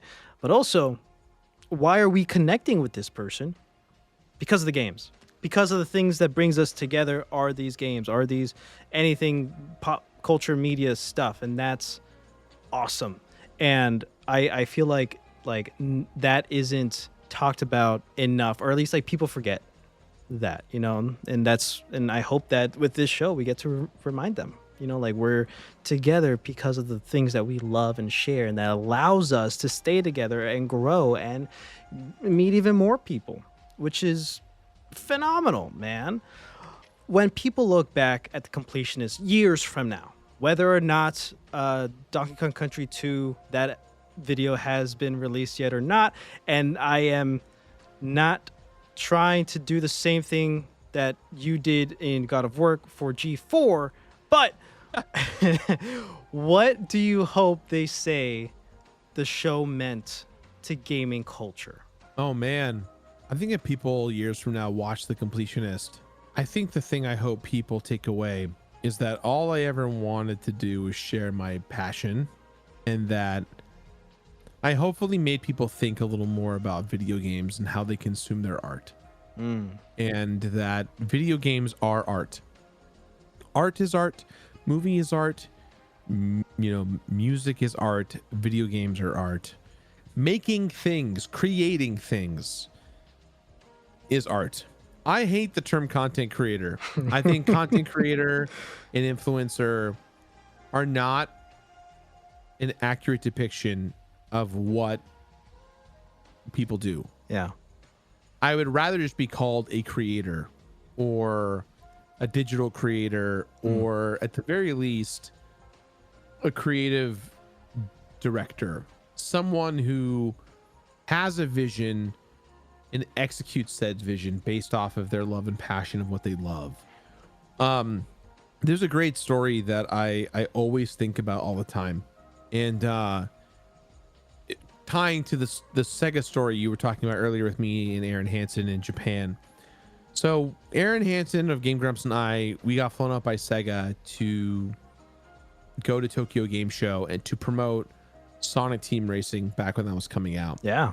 And we got to hang out with Jun Sonoy. We got burgers with him and hung out. It was a really cool week. And we stayed a whole week in Japan. And Aaron is just, he knows everything, right? He's a otaku. He just knows where everything is and speaks the language. And that Japan trip was so amazing. He really took care of me. We were walking down the street to go get lunch somewhere, and there was like this 6'4" Scandinavian dude, shredded. Like, he looked like he did not belong in Japan. Just this he looked like Zangief or Guile, just like a caricature of like a video game character, super tall and shredded. He's walking by wearing a black tank top and like kung fu type pants, and he sees us and goes, "Yo, it's oh my god, it's Aaron Hansen and the Completionist. What the hell?" And Aaron, what is this, a crossover episode? Yeah, right. And we're walking by and we're like, "Yo, there's that. Whoa, that's cool. Like a Scandinavian dude in Japan. What's going on?" He's like, "Oh yeah, I'm an engineer for the systems that control the gates on the security systems over at Tokyo Tower and some of the other stuff." And we're like, "Whoa." He goes, "Yo, yeah, I got a biochemical engineering degree. I know how to like do all this coding and stuff." And the whole time Aaron and I were like, "Holy shit, you're so talented, man. That's crazy work." He goes, "Yeah, anyways, I love you guys. I gotta go, bye." And he just walked away. And the two of us were like, "No, wait, come back. Hold on. Like, tell us your story. Like, we want to know, like, who are you, gigantic Zangief man? Like, I want to know what drives you, and what's your story, and why did you say hello to us? Like, want to go get a burger? Yeah, let's talk. Like, I want to know why we're here, and you're gone now, and I never got your name. You just look like a 2000s video game fighting game character, and I can't, and I'll never know you ever again." But like, in my mind, I'm like, I would have taken the guy out for a beer for the next 9 hours and just shot the shit and picked his brain, because he was connected to us. Connected to the completion. He connected to the completion. He connected to Aaron Hansen and Game Grumps and Ego Raptor. And we connected with him because of mutual respect in a way that wasn't creepy, in a way that wasn't uncomfortable, in a way, for lack of a better term, that wasn't parasocial. Right. Obviously, there was a parasocial component to it, but the connectivity of it is what drew all of us together. The respect and the trust and the admiration was palpable, and that made us go, "That's the guy I want to hang out with." If it wasn't that, we'd be weirded out by it, right? We'd be the Mickey Mouse guys. "Oh, nice to meet you. Like, let's take a photo and move on." So that's what I hope people feel, is I hope that people look at my content and go, "I connect with this. I connected with this," and continue to connect with this, because the whole Scarlet Letter thing is really annoying. He went off to kick M. Bison's ass so hard. They're gonna feel the next generation. Yeah, absolutely. That's what he went So out to hard. do.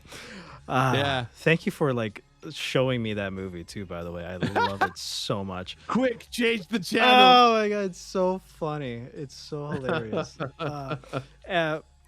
What I have to add on to that is what the Completionist, and of course I don't want to exclude Beer Bros and the Decks and all these amazing people that you work with and have worked with.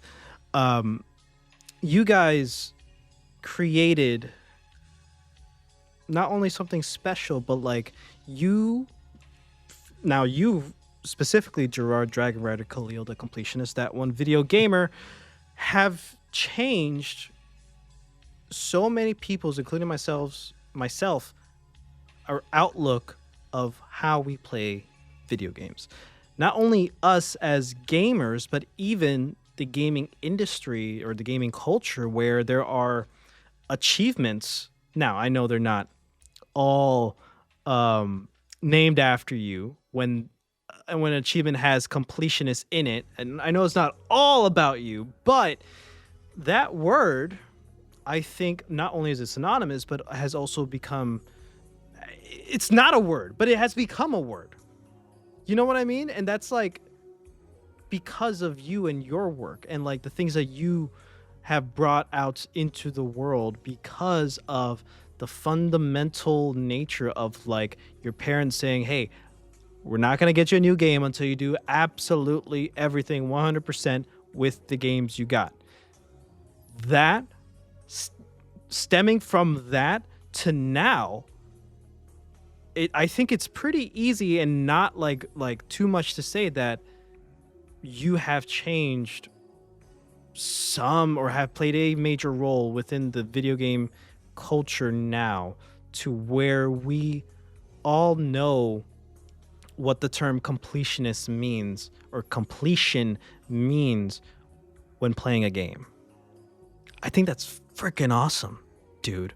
Like the last achievement I have to get in the Capcom fighting game collection that I'm playing right now is literally called, I forget the first part of the thing, but it's a what is it? When two words start with the same letter, whatever that is, I forget. Something completionist. I think it's like collector's completionist or whatever. Sure. Champion completionist. Collector. Yeah. Yeah. Like that's literally the last thing. And like, of course it goes so far where there are literally games where it's of clear reference to you, and that's awesome. So like, I think, you know, just like surface level, like that's an impact you have made on gaming culture, not just the video game industry, but like the culture of it. And I think that's fascinating. That's awesome. I really appreciate that. I really hope that legacy continues to build. Yeah. I really love that. I thank you. Yeah. I think in the end of the day, the thing that I am really kind of hoping to leave in the end is hope that I did leave this industry better than how I found it. And again, I'm talking about being a YouTuber. I'm not a game developer. I'm not a game director. I didn't do anything fucking crazy cool. But I hoped that I changed the conversation a little bit, because you're right. When I showed up, the word completionist was not a noun in the dictionary, and now it is. And I just hope that I make people think about games from a more fun and passionate perspective. 100%. Last question before the speed round. After completing hundreds of games and hopefully hundreds more, what do you still feel like you haven't completed in your own life yet? I think doing the show as long as I did and have done, I was talking about this with my partner the other day. I was so used to being on the hamster wheel, the conveyor belt, or the exercise machine, as if you will, never-ending walking treadmill, right? Right. I never stopped to smell the roses. I didn't get the chance to sit in it and enjoy it. And I think that's the thing that depresses me the most when I'm looking at all the online stuff said about me is that everyone thinks that I'm smug and arrogant and I did all this stuff selfishly. A part of me wishes that I did do it selfishly just so that I could have enjoyed it, because there was so much struggle and anguish and pain that went on to building a company. And like, I am not a businessman. Like, I became one out of necessity, but I'm a creator. I am not a businessman. And in order to create the things I wanted to create, I had to grow the business. And that's hard. And that takes a lot out of you. And ultimately, what I think I still haven't really completed in my own life is the ability to enjoy what I have around me. Like, everyone always tells me I'm so lucky to have a home and you know, security and comfort, and I have all these wonderful pictures and I know all these famous celebrities and people and stuff, and they're right. I am very lucky. I am very fortunate, but I haven't really enjoyed it. You know what I mean? I kind of thought that I wanted to have a Matt Pat retirement tour where I got to like say goodbye to everyone I knew and loved and go out on top and build a new business where I get to thrive and succeed. And, you know, I wasn't that far away from it. I was pretty close to, you know, when Matt announced his retirement, I had known for a while, and LC was my gateway to the next step of my career. Was I wanted to make video games, and I wanted to produce, and I wanted to Indie Land, for all the controversy that it got me in, was always meant to elevate creators, whether it's content creators, journalists, musicians, or more importantly, game developers. I wanted to be a platform to help elevate people. That's all I've ever wanted to do. I think that, to me, is the most important thing about my legacy, is that no matter what happens, no matter what everyone says, all I can say is, in my truth, Eric, quote unquote, my truth, is that all I ever wanted to do is help people and connect with people. And I didn't get to do that. I made a lot of sacrifices to try and do that. And so for me, thinking back about it now, I just wish I got to enjoy, like, I wish I got to enjoy the ride more, take a step back. And, you know, you are your own worst critic, your own worst enemy. So you're constantly being like, hey man, you got 100%. Yeah, but did I get an A+ though? Did I get like did I really get it? You know, great video, man, 1 million views. Yeah, but did I get $1 million? No. Did I get a brand deal to change my life? No. Was I able? It's like I didn't get to enjoy it because the financial success does not equate to the stress that I went under. The financial stress compared to the financial success was very skewed. And I wish I got to enjoy it, and I didn't. And that's the one thing I deeply regret. Producer brain, entrepreneur brain, always on. Always. I get that. Never turns off. I get that, man. I really do. Well, I think this is the perfect time to get into the speed round, where I'm going to ask you a bunch of silly, random questions, and we're going to see how you do. You ready? Let's do it. All right. If you were the final boss in a video game, what would your title be? The bearded dragon, the shaken, the bearded dragon, the shaken one. Combining two of your nicknames in there. I love it. What would your boss theme music be? And you can choose any song from anywhere. One Winged Angel's too easy. That just feels like it. Just, you know what I mean? It's too. You know what? Just to be fun, this is a weird off the wall question answer. I'm gonna say a wrestler's theme. His name is Bobby Roode, and he has a song called Glorious, and it's like a take on Queen. It's like, you know, it's very like 1980s power ballad, a lot of fun guitar solos. It's got a lot of fun like energy to it. It would be very inappropriate to use it for that boss fight, but that would be my boss theme, if you will. Oh, I love it. If you were a superhero, what would your name be and what powers would you have? I'd probably be something like Brick Breaker, and it'd be the ability to like super strength, like create bricks and throw them at walls and cars and destruction and lift stuff. And I've always been a big burly dude, so I love the idea of just like Hulk smash. Yeah. You know?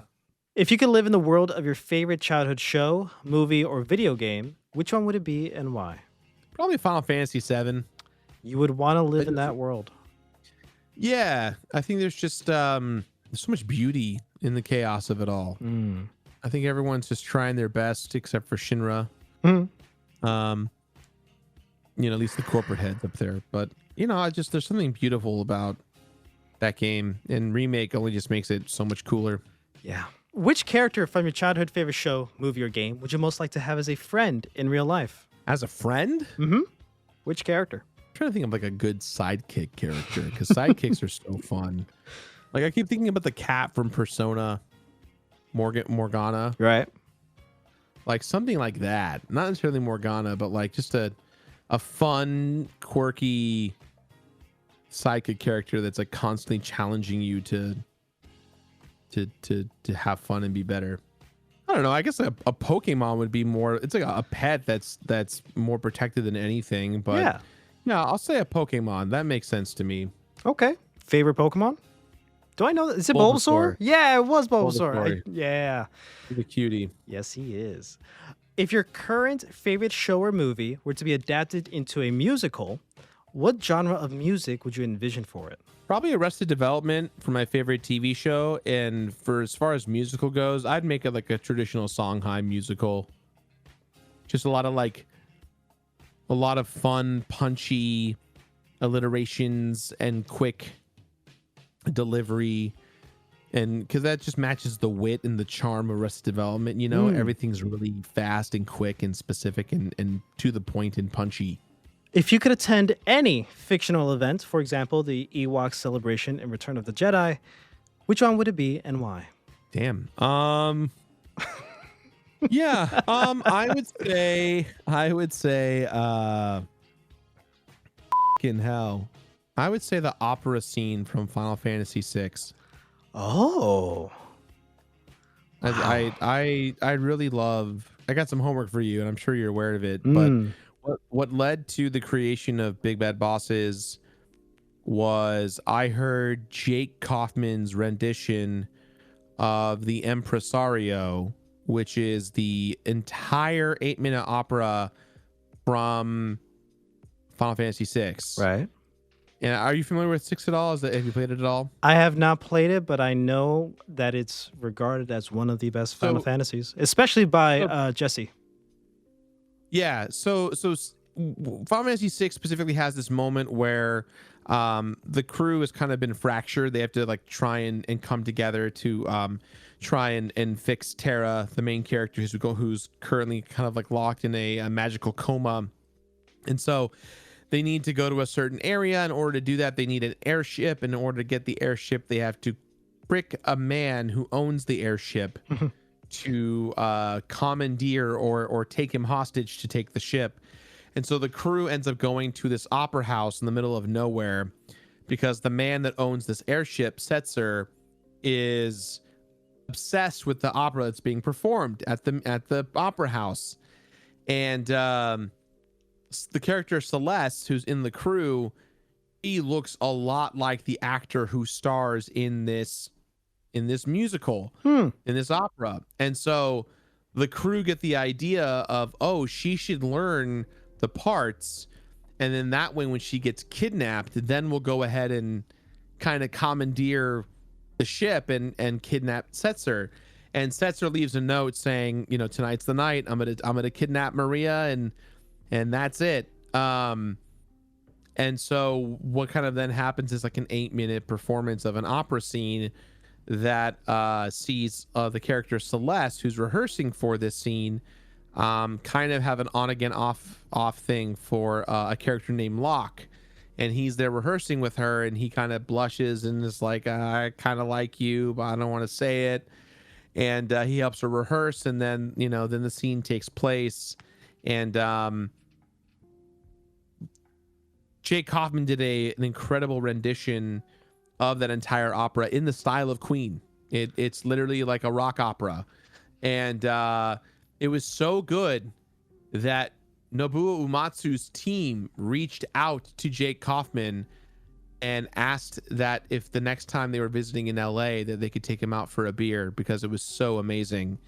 And I believe Jake Kaufman did do that. So that song led me to Jake. And when I met and Jesse actually introduced me to Jake. Jesse was hosting the My Number 9 Kickstarter party at PAX. Right. And Jake was the headlining artist there. And Jesse got me on the guest list. And so I got to go in and I met with Jake the first time that night, and he knew who I was. And that's when I pitched Big Bad Bosses. And he was like, dude, when we're back in LA, let's talk. And then 9 months later, the album came out. Wow. Yeah. Lore, trivia. You still do trivia, man. That's amazing. Or not 9 months, almost a year later, because that happened in 2014. So a year later, around, because PAX is in September, Big Bad Bosses came out December of 2015. So almost a year later, the album came out. Wow. A little more than a year later. Final Fantasy VI. Even more of a reason for me to start playing it.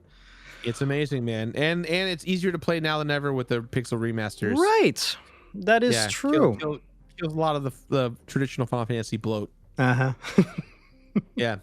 Understood. Okay, then that's definitely something I'm going to pick up sooner rather than later. Yeah. What would your 14-year-old self think of who you are today? I think he'd be really proud. Mm. I think he'd be really jealous. But I think I'd have to tell him, hey, you're going to make a lot of mistakes. You're going to lose friends. Your family's not going to get better. People are going to judge you nonstop, and you just have to keep doing you. It's funny, when I started dating my current partner, she started telling her friends that we were together, and her friends, they Googled me, and they were like, oh, babe, honey, sweetheart, what are you doing? Don't date this guy. And she told them something that just made me fall in love with her more and more. And what she said was, you're not in the room with him when you see him work. You're not in the room with him when you see his passion and his drive. You're not next to him when you see him get excited, because when he loves something, his goal is to make you love it too. And when she said that to me, I like took a step back and was like, that's it. That's me in a nutshell. My goal is to want you to want something. And because that's so powerful. It's so powerful. Just awestruck, man. That's wow. Thank you for sharing that. Yeah, of course. Well, it is now time for you to recommend 3 people that you'll share this episode with when it comes out, that you think they'd be a good guest on the show, and if you think they'll say yes, if you help me get them on the show. Okay. You definitely should invite Ben Briggs on the show. Extraordinary musician, very fun guy, very good-hearted dude. Just very passionate, loves what he does, loves to help people. Satchel Drakes is definitely a must. Love it. I'll definitely talk to him. He's phenomenal, and I think he's a really solid guy. And I mean, I'd say the dudes from downstate, those musicians, man, those guys from Indiana are just badass. They just have such heart and soul, and they care a lot. And they, even if you're not a big wrestling guy, you'll listen to their music and go, I understand why people love this stuff. It's real cool. Awesome, man. Well, I obviously appreciate that. Thank you so much for recommending them. Let's do what we can to get them on the show. Do you have any final thoughts? Thank you for your time and for the opportunity. And I hope everyone had a good time today. I really appreciate it. Jirard, again, I cannot stress how much of a big deal this is to have you on the show. It's like, I white whales and stuff, I have like my set of people who I definitely want to have on the show at one point. I got some of them, but I think for real, you were like the top one, the biggest one. And I appreciate you trusting me and this show and what we do here to come on the show and like not only talk about some of your favorite things, but also to share more about who you are, because that's what we're here for, man. You know, that's the beauty of it. So thank you for everything, Jirard. Thank you. I really appreciate it, Jared. Thank you so much. Best of luck, man. All right, that's all the time we have for today, guys. Thank you so much for joining us on another episode here on the Razzle Dazzle Show. If you want to hear more from Jirard, be sure to follow him on his socials and subscribe to his YouTube channel. Be sure to let us know what you think about this episode somewhere on the internet. Follow us on our socials and subscribe to our YouTube channel. Be sure to rate us 5 stars and leave a comment down below. We'll catch you on the next one.